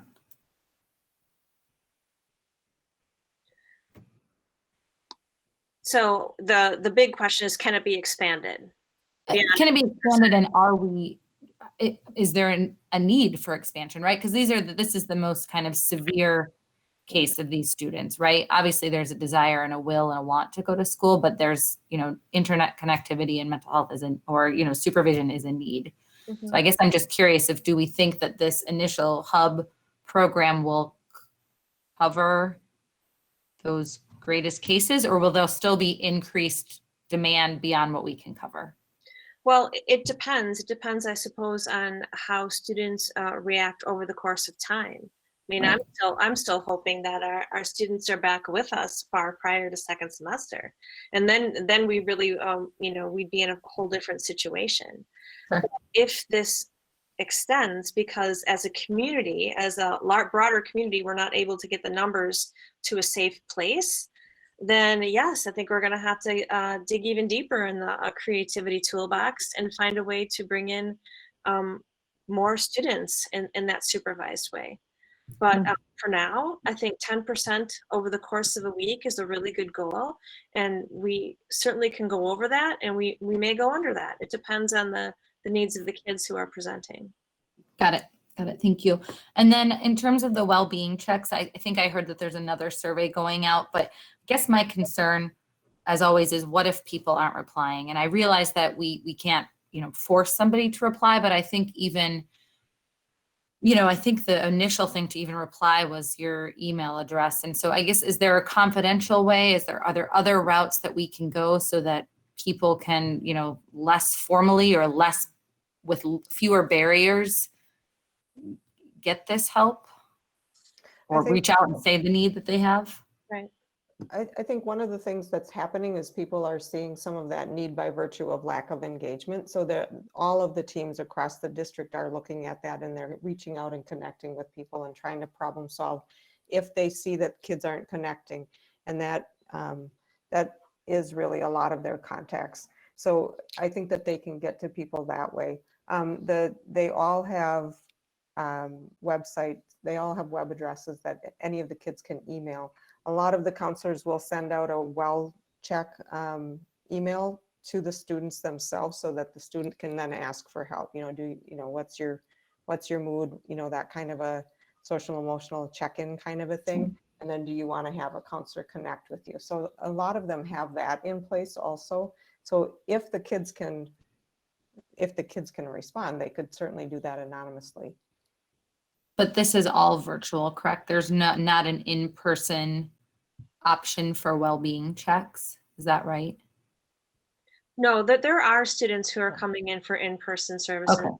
Okay. And there are home visits. When we're really concerned, we're going to the house. Okay, I just wanted to clarify that. And then I guess the only other question I had on that was, I think somebody spoke to the number of referrals. I just was curious if, in trying to be apples to apples, right, in similar programs that we referred out last year, perhaps that would be a good indicator of the increase of the number of referrals this year versus last year. It is a good one. And Shannon has the answer to that, I think, because she's, yeah. While I don't have the exact numbers, I would say that when we look district-wide, the middle school numbers are traditionally the highest. And so when I got those numbers from our student services team, I wasn't surprised at all. Like, our numbers are always really high. And so I think we're like around 20 to 25% of our have had some touch with a counselor for a whole host of different reasons, but they're kind of in line with what we've seen in the past. Okay. It's a tough age. And I'm sorry that I didn't get that information. Right, yes, that is a high number. I was more curious about the change from, last year to this year or something like that. The other question I had was, I think we're getting the families and teachers will be getting a new round of surveys, just a general survey. Is that right, Leslie? Do you have a timeline for that? This week for the families, for sure. But we spent a lot of time talking about the family one, so the teacher one might have to wait to the week after that. Okay, but there will be a teacher survey and that data will be reported out, right? And then on that note, this kind of ties in with the enrollment numbers and the survey, I guess, specifically for 7 through 12. Jim, I think you shared that there's flexibility, but if we see either way, right, a drastic change, because the last time we took a survey was July and things were different in July than they are right now. How does that affect the plan for the flipped model?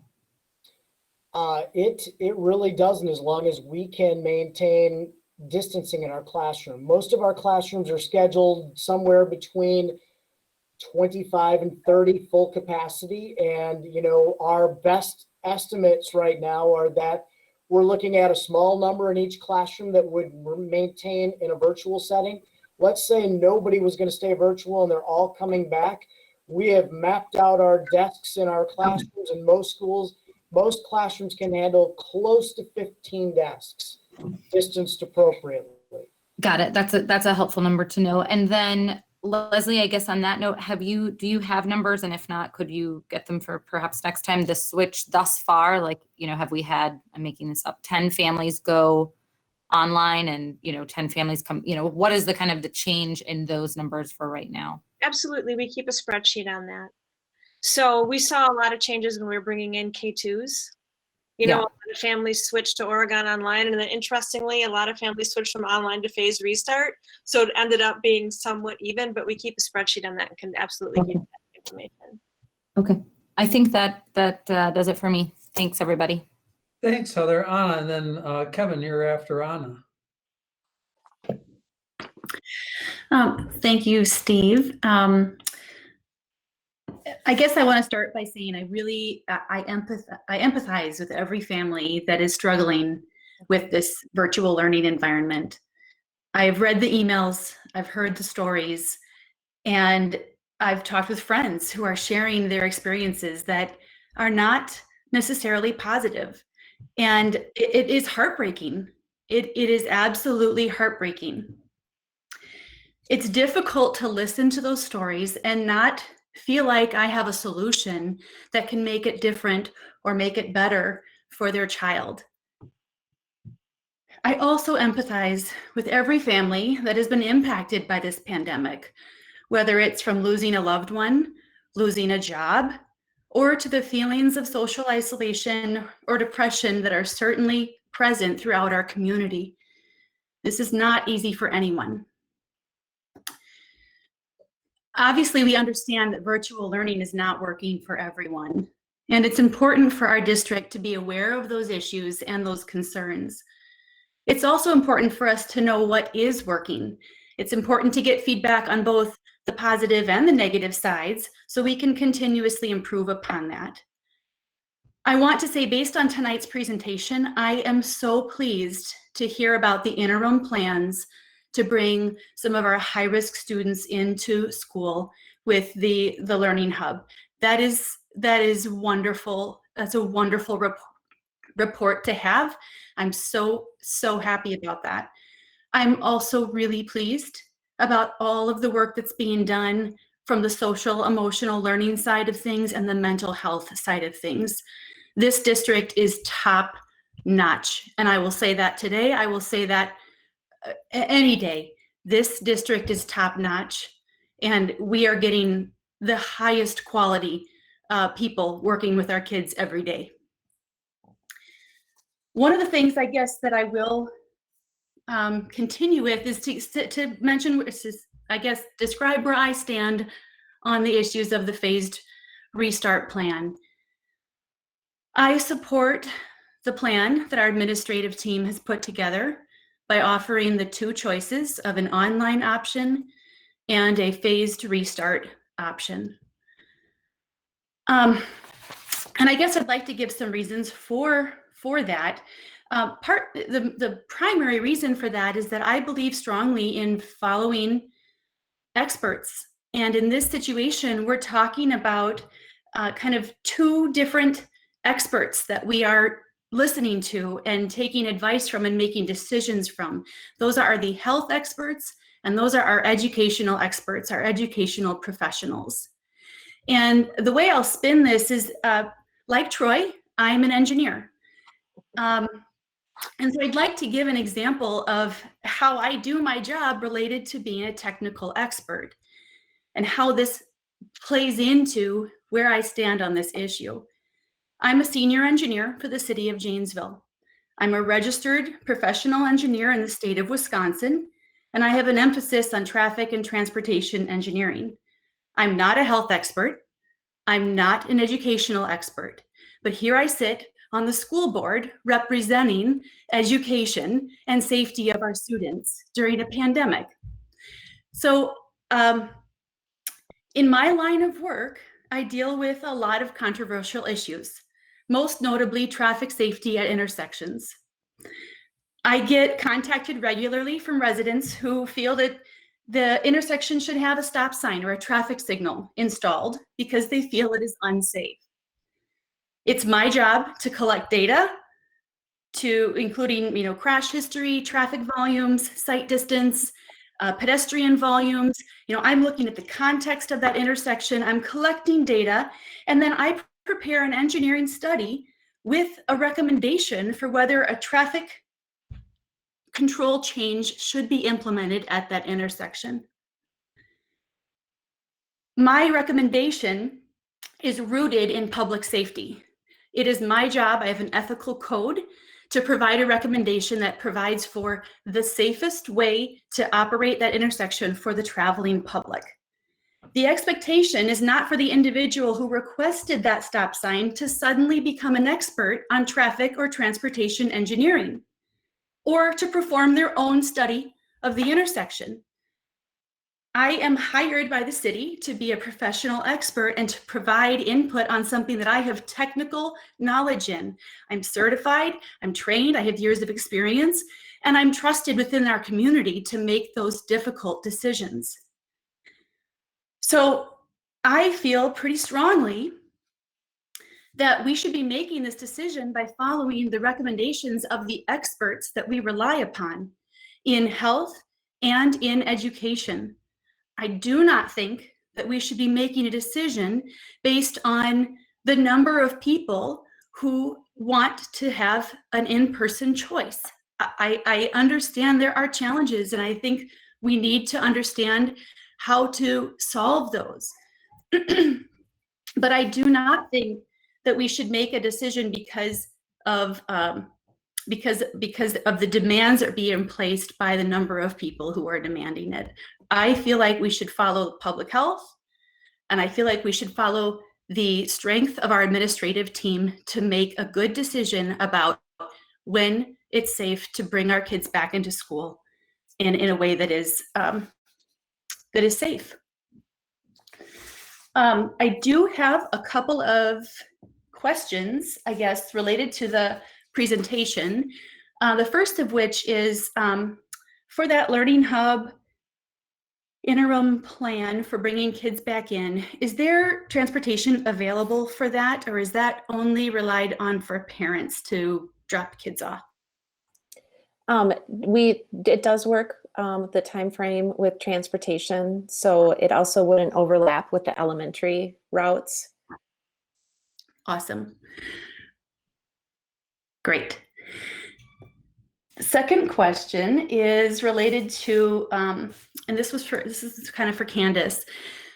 You'd mentioned that you're identifying student engagement and reaching out to kids. How are you identifying that student engagement? Is it just based on kids who are not signing in? Is it kids who are signing in but are not actively participating or not being visible on the screen? I imagine some kids maybe don't want to be on the video, or they do, so I'm just trying to assess how you're identifying that at this point in time.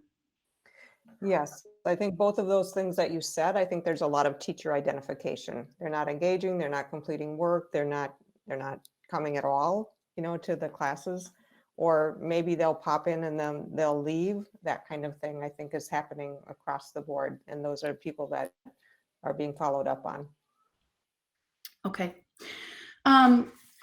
Third question related to the flipped model that we learned about tonight.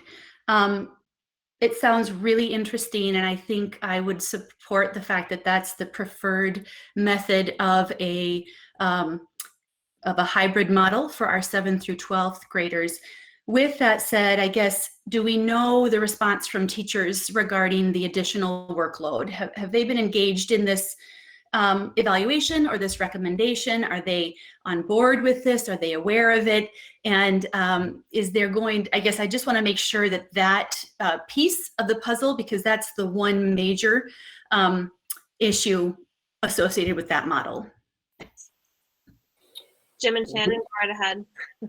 Yep. So the first focus on flipped instruction as a preferred model for hybrid came out of August's recommendations from the academic planning team.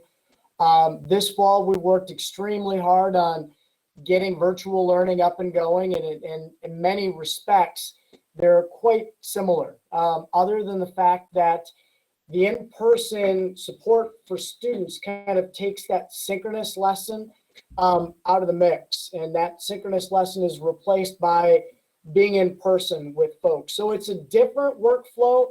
Our teachers are already kind of buried, they're in the red zone right now. I know. And so it is our job to be certain that we create manageable workflows. And in this plan, that is why we've got some flex in the afternoon as well, because, we could go bell to bell, bus drop off to bus pickup. But there's a point of diminishing return when you don't have adequate planning support time for teachers to develop curriculum, to produce it, and then to provide feedback on formative assessment. And so we're helping kind of redefine some of those workloads.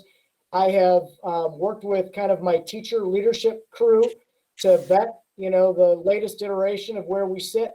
And, it takes a while for people to sink in and to begin to think about ways in which that alters their day-to-day reality. And I think the benefit is in person with kids, it does not create the ideal for any of our staff that they're going to punch the clock at 4 o'clock and zip out of here, because that has been anything but the case for our staff. Thank you. That kind of covers my questions, and a couple of things I guess I'll leave with is that I mentioned that right now I do support our current plan, and I think it should be rooted in the experts that can guide these decisions.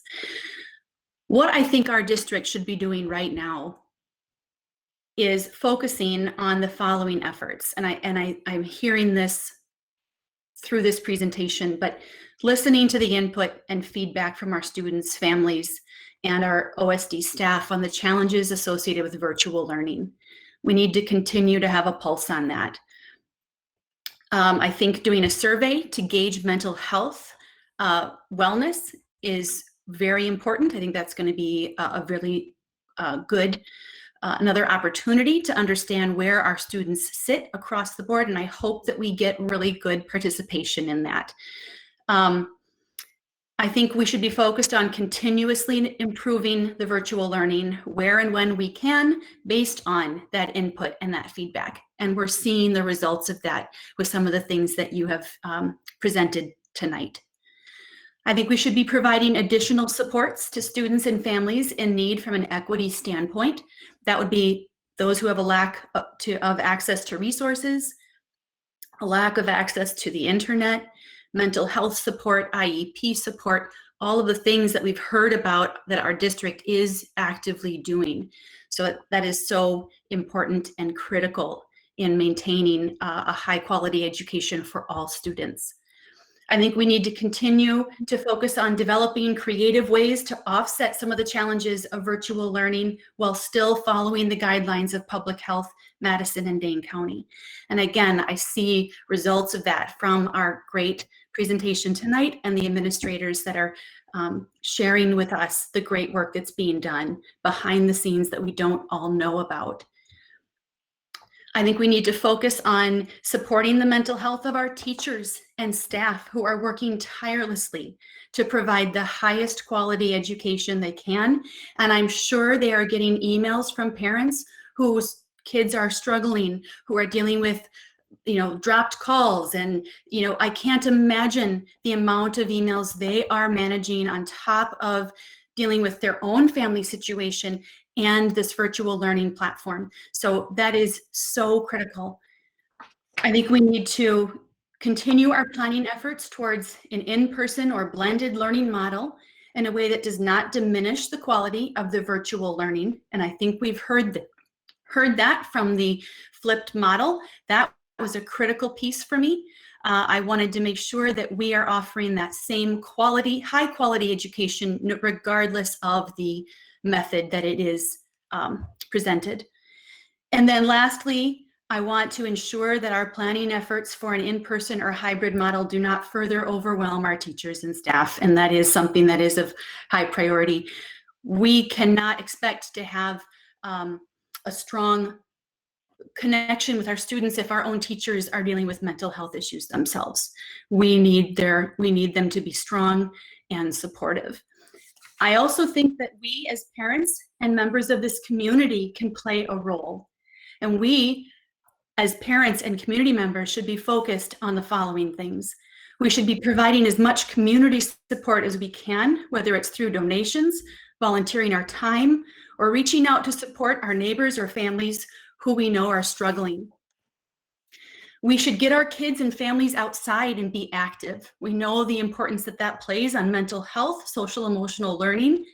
I think we as parents and families and community members need to prioritize that and focus on that. I think we as a community and as parents should plan small, socially distant outdoor gatherings with close friends. That may change when winter comes, but I think there are ways that we can be socially interactive outside of our school environment. There are things that we can do that we can help our own families and the families around us. I've seen neighborhood kids outside all summer and all fall, riding bikes, skateboarding, playing in backyards. We're finding creative ways for our kids to continue to be socially engaged. And I think that's important. That's part of our job as parents and community members. I think we need to be a cheerleader and a source of optimism, patience, and comfort for our children and our teachers and the administrative team.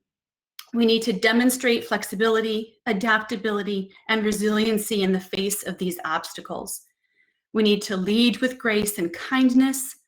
We will get through this, and we will be better at the end of this. And those are my comments. Thanks, Anna. Kevin, before you wander in, we have a board policy 180 that says our meetings end at 10 o'clock unless extended by unanimous approval of the board. And so I need to know if anybody objects to continuing the conversation that we're in right now beyond 10 o'clock. My thought is that we just defer the summer school report and the other report, Leslie, but let's finish this one up. But any board member has a right to say we're done at 10. Does anybody object to moving beyond 10 o'clock? No objection. Yeah. Okay, good. Kevin, you're up. All right, I will be succinct. It is 4 minutes away from my bedtime, so I might turn into a Hey, I want to start with, first of all, applauding the teachers, the administrators. I know how hard they're working. 3 of my sisters are in education. One of them's a principal of a private school in the Milwaukee area, and I know what she's been going through since really last March. So certainly applauding all the activity. I know teachers and administrators are working harder than ever in unprecedented times. I want to applaud the creativity I'm seeing and the perseverance I'm seeing from some of the teachers, and to share a light moment from this morning. My conference call around 8:30 was interrupted by my 2 5th grade twin boys making very loud animal noises. That's how they were asked to greet their class. So that was shout out to Ms. Hoppy for her creativity and being a great teacher. So heartfelt moment there. So look, tonight we got more clarity than ever on the how and the what behind what the future is looking like, depending on how the health of the county looks. So I certainly appreciate that. I really like the flip model. It's really innovative. It's taken a lot of time and thought. It's obviously taken a lot of input from many of the school districts that have been doing this for, doing more maybe in-person teaching than we have been for the last, however many weeks school has been in session. My biggest issue continues to be the when and where we're getting our advice. And I've been very clear on this position from day one, and I'll continue to be clear on it, that my challenge is that we're only listening to Dane County. And luckily, it's so late in the evening. I work for a Danish company, so they're all sleeping right now. But I will say I spend 6 hours of my day today rereading all the emails we've been sent by the community, reading the new ones that came in today, and I certainly appreciate all the feedback. We have been reading them. We have been taking under consideration. As Steve said earlier, Leslie's been doing a good job of responding, acknowledging that we are reading every email. But part of my day too was spent reading the reopening guidelines for Dane County because I'd heard a lot about them. I made assumptions about them, and I wanted to read every part of it word for word. And what's a couple things ironic, and I think it was mentioned in one of the parents' letters, is that the metrics for K through 2 are not even being met right now, but instruction carries on. The second thing, when I look at grades 6 through 12 and see how 19 cases per day was calculated and how they came about this, I really lose a lot of optimism for us being back in school anytime this school year, not just this calendar year. Because I looked at every day. I'm not doing my own spreadsheet, Troy, so I'm not overachieving from that respect. I'm relying on the historical data that's online here from the Wisconsin Department of Health Services. And since June 15th, so 19 cases per day equates to 3.57 cases per 100,000 residents per day. We have to do that for 4 weeks straight, okay? So since June 15th, we have had 7 total days below 19, 7 total days since June 15th, okay? And 4 of those 7 fell between June 15th and June 19th. That's a pretty hopeless situation from my perspective. And I have a hard time understanding why Dane County is smarter than a big majority of our country that has got kids back to school. I have 14 nieces and nephews. All of them are back in school. They're in the Waukesha, Milwaukee area. They're all doing well. They're all taking the precautions we'd be taking, wearing masks, washing hands constantly, social distancing, half virtual, half in person. I just can't accept that Dane County is smarter than much of the rest of the country. And if that's the only metrics, building on what Tim was talking about, if that's the only metric, I love the how, I love the what, but if that's the only metric we're going to look at for the when, then we might as well pack it in for the school year because it is almost impossible to achieve if that's the only metric we're going to look at, in my opinion. So that's what's really disheartening about this whole situation. I believe people should have choice. I believe that people that are that want to stay virtual and have very valid reasons, I'm sure, to be virtual the whole year need to respect those that want to have a choice. And I think we should be given a choice to go back to school in some form sooner instead of later. And I'll use the word Tim used of anxious. I would call myself very anxious because I see what's happening from an equity standpoint. We talk constantly about equity, and I cherish that, and we all cherish that. It's so important. But the equity gap only continues to expand, period. We all know that. Nobody can deny that. So those that are suffering more than ever. And I have a real problem with that. And what I'm afraid that's going to happen is we may have only lost 1 student so far. And by the way, we don't have any private schools within the boundaries of the Oregon School District. So it makes it really hard, not really hard, makes it harder to move to a private school. I'm really sad. I'm really afraid that multiple people will be voting with their feet if something doesn't change sooner instead of later. And if we only are going to rely on Dane County, I think we're doing a disservice to our community. We're doing a disservice to our students. And I can't be any more clear about where I stand and why I think we can do this safely, because it's being done in many parts of the country safely. And I'll share one more example before I'll yield, because I know it's late.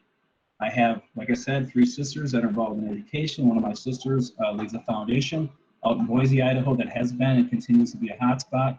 She leads this foundation at a Jesuit school, over 1,000 kids co-ed, and they've had 30% of their kids virtual all year, and 70% that have been in person 5 days a week with mask, social distancing, and all the requirements. And they told the 30% of the students that started off virtual that you must stay virtual the whole semester. And they've already been in school since early August. 4 or 5 weeks into the school year, they begged the virtual students to come back to school because they saw such a huge gap between the kids that were virtual and were expected to stay virtual the whole semester versus the kids that were in school. And maybe they were using flipped, and maybe they were using the best types of training. Maybe they were doing, it's hard, I get it, trying to do, the virtual thing at the same time in person. But there is technology, it's being used at many high schools. I've seen it, I've asked. I just really have an issue that all we're doing is listening to Dane County. Dane County cannot be smarter than the rest of the country, period. That's my opinion, and I appreciate you listening. Many of the questions that I had have already been answered. I want to know when the survey will be sent. That sounds like this week. I think it's going to be very interesting, the results of the survey. I wanted to understand quickly about the flip model because I really do love it in theory. But if we are able to provide choice to some and disconnect, if you will, virtual from in person, can that model be unwoven? Can it be separated in essence? I don't know if I'm asking the question properly, but Jim, hopefully understand and can interpret my question. Kevin, I think you're asking if we can progress to a point in time where, you know, I believe it was your sister school that has two clear options, right? Right. All in person and all virtual. That Right. would be easier to do than to kind of have 3 cohorts where you are trying to juggle a hybrid and a virtual. So if metrics ever got to that point where we were able to have the capacity in our building for 75% or more in attendance, 2 models would be easier to juggle than the hybrid and virtual. And logistically, we could figure out how to get there. Okay. I just was wondering if it's an all or nothing situation. So, Jim, I think you're a little delayed because you keep talking and I can't hear you. So I think you've got your point across, and maybe your video is not locked with your voice. But that's all I have. That's all I have. Okay. Okay. Thanks, Kevin. Krista, you're up. Thanks, Steve. You know, I'm going to focus on what we all have in common for a second. I think this community is not in different places all the time. I think one of the big issues out there was people didn't have information about the plan. So I want to make sure that we are all in agreement tonight about a really good thing that happened tonight. We have a plan of what K2 looks like phased in, what 3-5 looks like phased in, what 6 looks like phased in, and what 7-12 looks like phased in. So everyone in this community, if they say we don't have a plan, that's not accurate. We have a plan. And so I think that's a huge accomplishment tonight. And my background is marketing and communications. So my question is, how are we going to get that out tonight so every person in this district understands we've got plans? And I think one of the things that I've seen is we've talked a lot about email communication, and that's an equity issue for me because I know that not everybody gets our emails, reads our emails, or processes our emails. And so I guess what I would ask Leslie is what is the plan post this meeting that we get the really great information we got tonight from you, from Candace, from Jim, and from Shannon, that we make sure everybody understands that we've got a plan. Mm-hmm. Well, I think, and we've spoken about this a little bit before, and that's the role video plays and how people are much more likely to watch a 2-minute video than they are necessarily to read a 3-page email. Consequently, I think this can be much like Erica and I have already been planning a series of videos to answer some other frequently asked questions.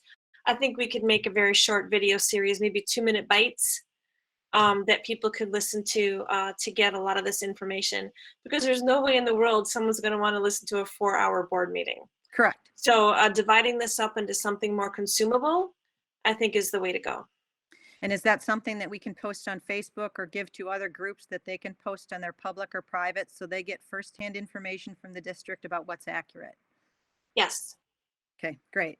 So I think then we move to what is the timing and what is the risk tolerance associated with mental health versus physical safety and health, right? And so as we look at what we've been hearing about, people want 3 choices. Can you talk a little bit about, it all starts with social distancing, right? Yeah. And so why are 3 models not feasible from a social distancing piece or a resource piece that we really are looking at your online or your phase in, which becomes an in-person? Why it's not feasible for us to have 3 models. And Jim talked about that a little bit, but I think that's another really important piece of information. So just wondering, Leslie, if you can answer that. Yeah, I'm busy writing it down. Okay. Why can't we have 3? Well, we probably at the secondary level, I think the point I was trying to make when talking about the differences in teachers and licenses is that it isn't as easy as it is at the elementary school level to just say, here, these 4 teachers are going to teach the main subjects. Because first of all, they're really, other than freshman classes, there aren't main subjects. Kids are all over taking different specialized courses. And so the amount of choices that students have make it very difficult to create that little school within a school model. In addition to the teacher licensing piece. And then you add in the idea, people who just want to be all in all the time, that is creating that high risk environment that wouldn't allow us, gosh, we'd be quarantining kids all the time because there'd be no way to guarantee that they were 6 feet away from one another. So somebody gets sick, everybody that in the classes that kid was in will now have to quarantine. One sickness or one illness could lead to 90 kids in quarantine when we're doing something along that line. And that's not practical, and it's not going to lead to continuity of instruction whatsoever. So Jim wants to add to it. Go right ahead. If we were to want 3 models, I think it could be done, but we would have to farm out the Oregon Online altogether. Yeah. And that there would be cost associated with it, and it wouldn't be Oregon staff. I think that would be something that we have not embraced as what we would consider to be service to our community. And so I think a couple important points with that is that we have a higher standard as Oregon School District, and that has caused us to go a little bit slower here, but it's because we care about the quality of education we deliver to our kids. And I think the other point is we can't look at this situation in a tunnel vision. It can't just be all about kids. We have to have the impact of, we know the number one determinant of a student's success is a teacher. And we have to look at what we're asking our teachers to do, how much. They can't work 120 hours a week. They are working on virtual. They're working on, if we go into in-person, then you've got a third in that. So for me, I would never support a 3 model program. It's just not feasible in terms of our resources. And so I think people that are thinking that we will be all kids in 5 days a week, number one, it doesn't pass the safety test for me. It doesn't allow us to have social distancing. Number two, 3 models will tax our teachers incredibly and you all, and that's just not a feasible solution to me. I do have a couple questions associated with some of the things we saw tonight, and I know those are questions for people that are out there. If we're having hub models and we're bringing kids in, why can't we just start hybrid? Why can we bring some kids in and that's allowable, and why can't we just start our hybrid?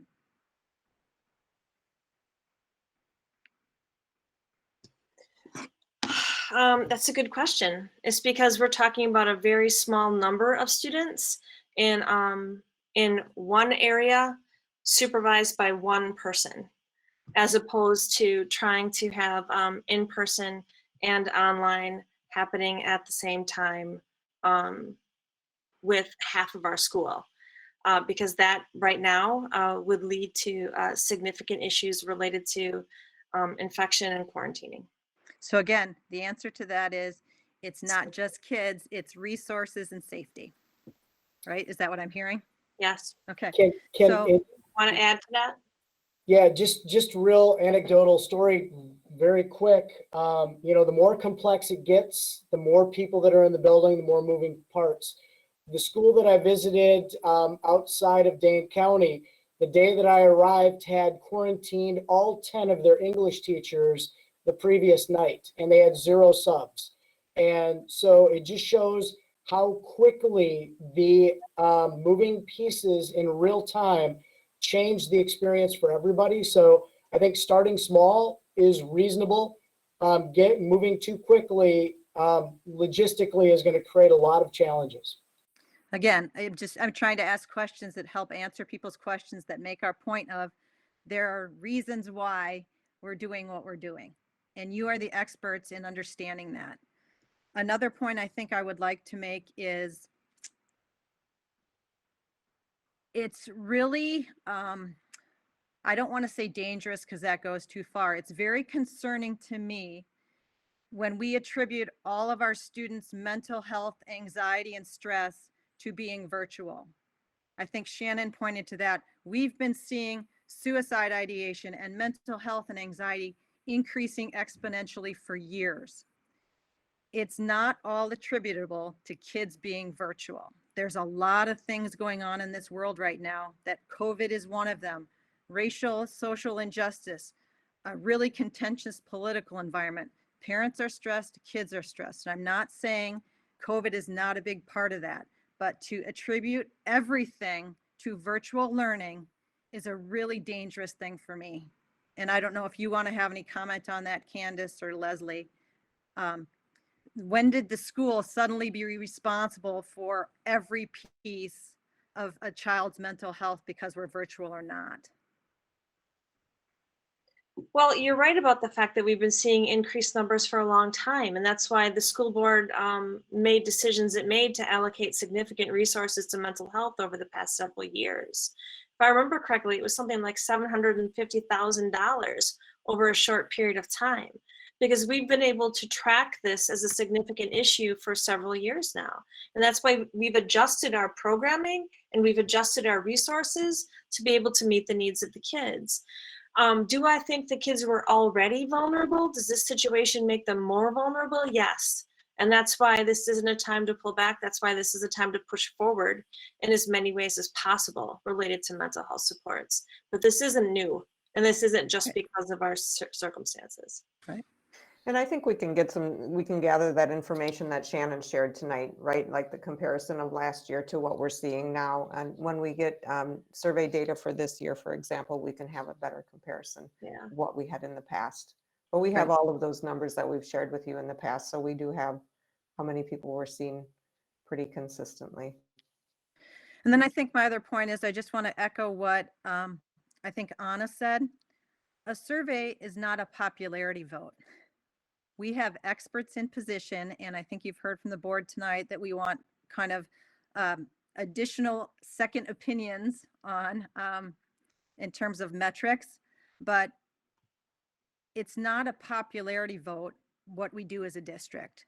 There's experts that are working to educate our kids who are you. There are medical professionals and public health professionals that make those decisions. So I would really, again, marketing communications, and I know you'll do this, is it's not a question of how many people want to be in person and that's going to make a decision for us as a board. I would not support that. We make decisions based on data and what we believe based on mental and physical health. And this is really an important situation that we bear a lot of responsibility for, because as we hear from parents that they're concerned about their own kid, we are responsible for everybody's kid, and we're responsible for 600 adults. And there's mental health, there's insurance implications, there's resources implications, all those sorts of things. So we have more considerations than a parent about their child. And I'm not discounting that, because we know it's a really important thing, and I'm a mom, but we are charged with making that decision, and it's not going to be just based on who gets the most votes for what option. So I think those are my points. I really appreciate all the work that's gone in. You guys are taking some slings and arrows. And I think that in some senses that's a compliment, because people really care about what you've all delivered for their children over the last, careers of their education here. But Leslie, I know you're working weekends, you're working nights. Administrators, you're working weekends, you're working nights. Teachers, you're working weekends or you're working nights. And so everybody owes you a debt of gratitude, and we really appreciate that, and we see that, and we're here to support you. So lean on us. Thanks. Thank you, Krista.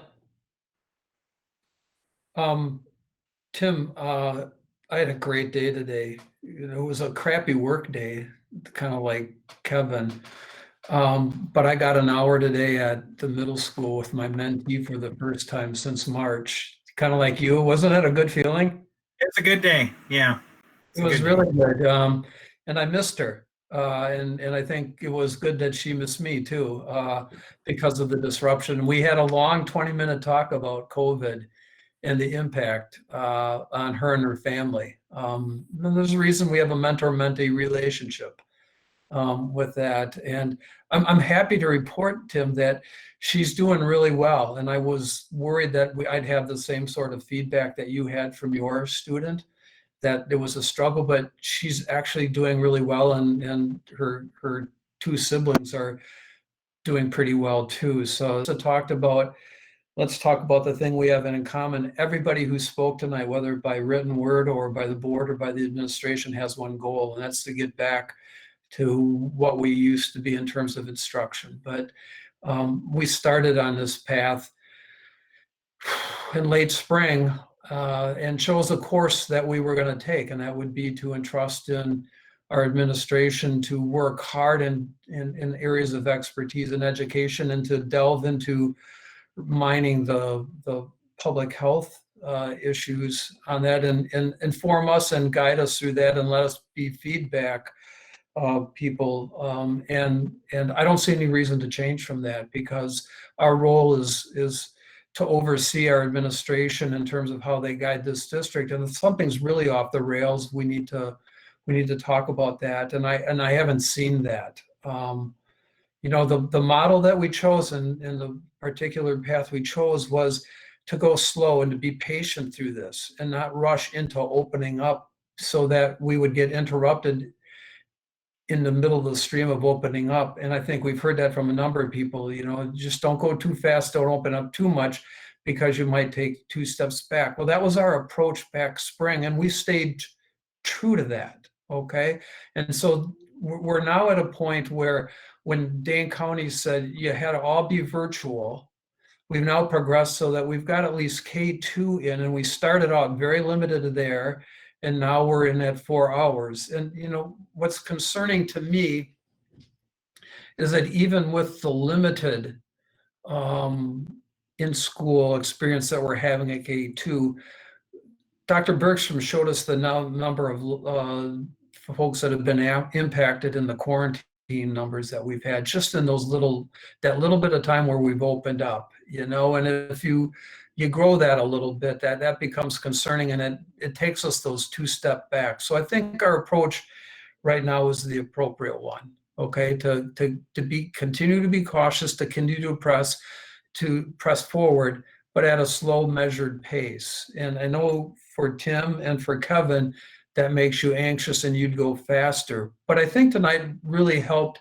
in a large spot, because Kevin, I agree with you. We've got the where and the hows, kind of the plan is. And what I think we heard tonight is there's disagreement as to the when. Okay. And it was a really helpful discussion. I mean, we disagree, but hearing both sides of those, Chris was right. It shows people care. And the question is in the when, and who do you trust, and how do you go by that? I come from the beginning premise of Anna is if you know, we've got designated experts in the field, I'd be hard pressed to deviate from them unless I see something wildly wrong with that. And, you know, right now, Dane County schools are following that. But, you know, the question I have, and right now, given the numbers in this state, you know, I don't think it's time to start questioning public health. And in fact, you know, from a non-scientific standpoint, you know, when somebody tells me that public health's being too strict in Dane County, and yet we have the lowest rates in the state, tells me something that maybe we're doing something right here in terms of where we go. Okay, and maybe it's good to be a little bit slower, you know. But that being said, I understand the debate out there about herd immunity and starting to loosen up a little bit, and particularly now that we're 6 to 8 months learning about the disease entity. And so our program has always been dynamic and not static, okay? And while I'm not ready to say, you know, Dane County mental health's wrong, you know, I would like to see how flexible are they as we learn? Are they going to stay on their numbers? And if so, why? And what's the rationale for that? I mean, that's something I want to hear. And I know they've got a lot of background, you know, the Harvard stuff that they modeled that off of. But as we learn more, Are we going to stay at those numbers? And if so, why? That's something I'd be interested to learn about, Leslie. And also, I know you're in weekly contact with them through your communications. You know, one of the questions I'd have for them is, okay, we've got plans now that we know what's going on and we know the risk out there and we know about preventions that we can take. Here's sort of our plans, okay, as a district, as a county. Here's kind of how we'd like to model this. If we do that, okay, are we going to still be at those same numbers? Is that hard and fast? Or is public health going to be dynamic a little bit on that? Okay, I'm not saying right or wrong. I just would be interested in the answer to that question, you know, as we move forward, you know, because I do come at it from where Anna is. You know, I've been on the board a long time, and you know, one thing I've learned is to trust those who you put in power to make those decisions for you, and I do that. But at the same time, it means asking questions. And the question I would have of public health is, are we going to stay at that level for a long time? Because that's a low number at the high school. And if they've got a good reason to stay at that level, I'm good with that. But that's an interesting question, I think, given all that we've learned about the disease and all the effort, in particularly our administrative team, in looking at what structure would work best when we bring kids back in. You know, does that change their dynamic in terms of what that spread's got to look like? Okay, that's my question, because, you know, it's all about the when now. We've got the how planned out on stuff, you know, but in the meantime, while we're figuring that out, you know, we need to do the survey. We need to get out there and figure out, continue to figure out what's working well and what's not, and what can we do better as we move through in sort of the slow growth mold and opening up sort of stuff. Okay, if that's helpful. Thank you. Yeah. So I'm supportive of where we're at. I mean, if you want a bottom line, you know, but you know me, I have some questions that I would ask public health on those issues. All right. Anybody on the board? You know, I've talked to a couple of you over the last several weeks and about how we structure this, and it was much easier when we were in person, sitting around the table, that we could have more of a conversation, and trying to control from my end kind of an orderly progression of the meeting means I'm going to start with Troy and then I'm going here. But given that we've now had a circle around, anybody else want to chime in before we move to adjourn? Anything anybody wants to say? I want to make sure everybody has a chance.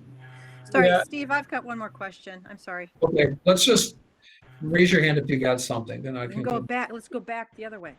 Okay, then I'm going to Troy. I guess one other thing I forgot to ask, which is to Steve's point for public health, is, you know, we had our K-5 plan, and then it was to K2, 3, 5. And so I know a lot of people are asking, and this is a good answer to have, is, you know, what is the big difference between a second grader and a third grader?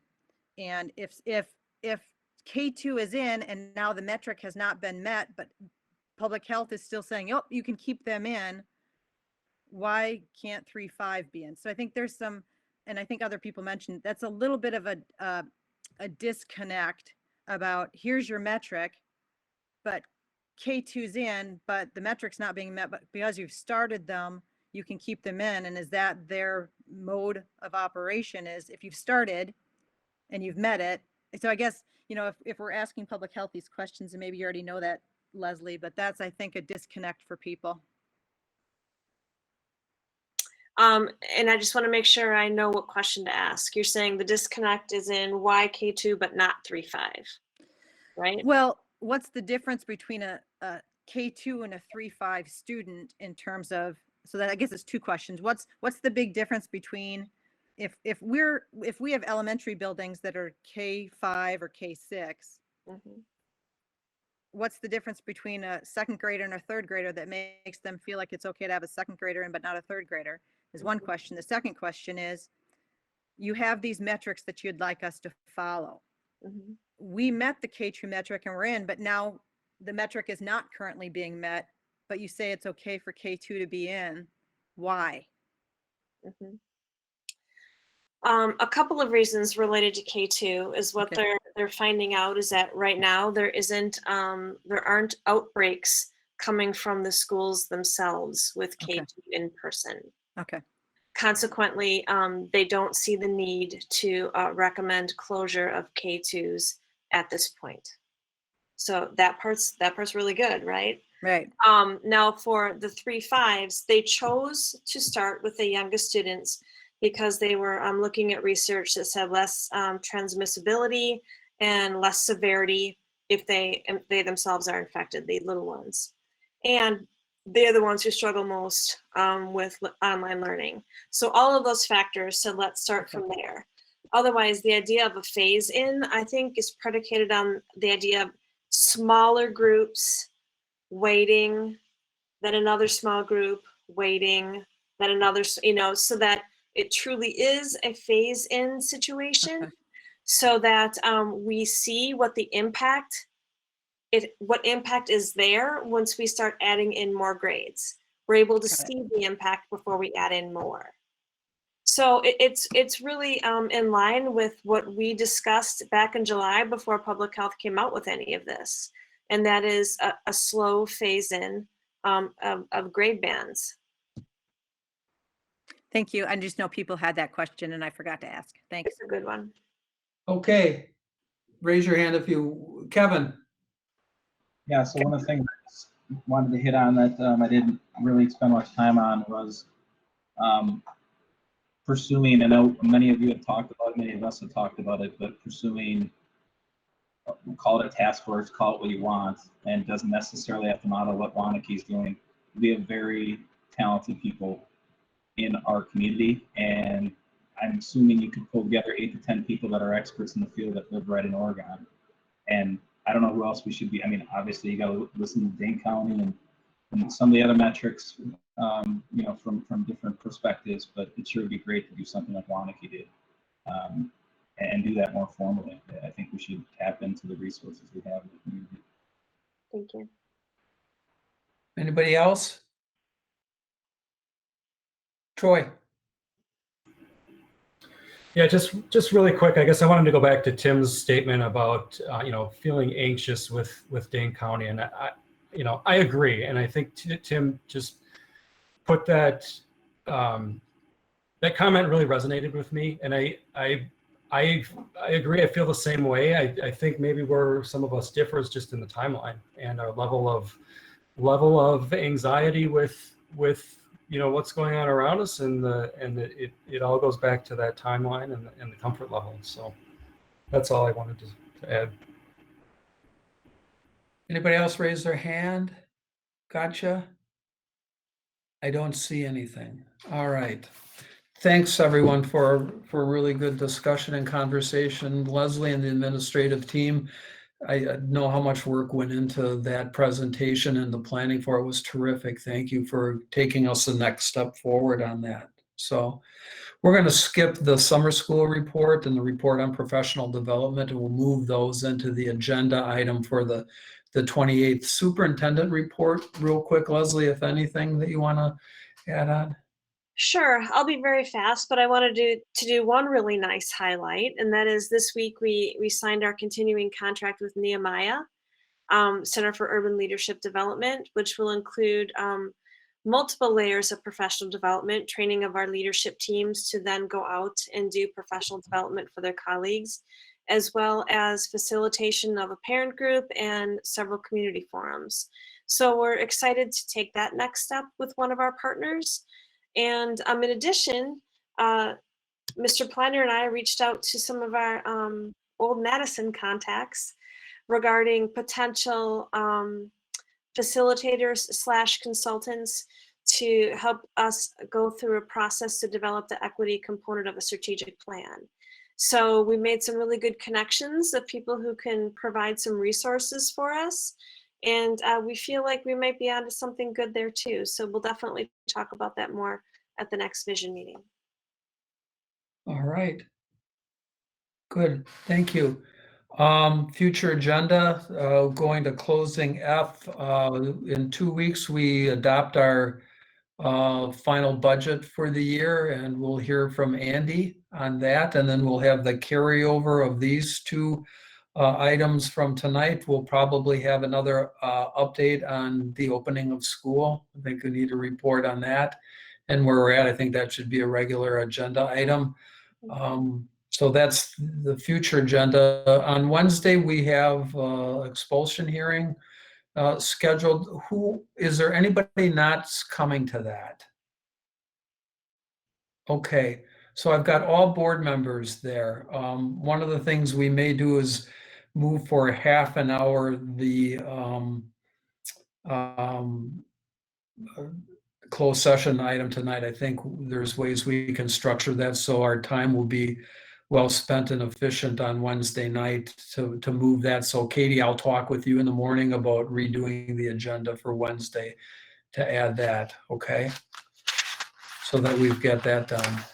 All right. Checkout. I'll go through real quick. Krista, Heather, Kevin, Tim, Anna, Troy. After 4 hours, I think everybody got the message. That means somebody's got to make one motion. Thanks. I'll move to adjourn. Is there a second? I'll second, Troy. Okay, roll call, Katie. Ms. Flanagan, Yes. Mr. Pancratz, Yes. Ms. Garrison, Yes. Mr. Waring, Yes. Ms. Bijak, Yes. Mr. Lebrun, Yes. Mr. Zach. Yes, we're adjourned at 10:35. Thanks.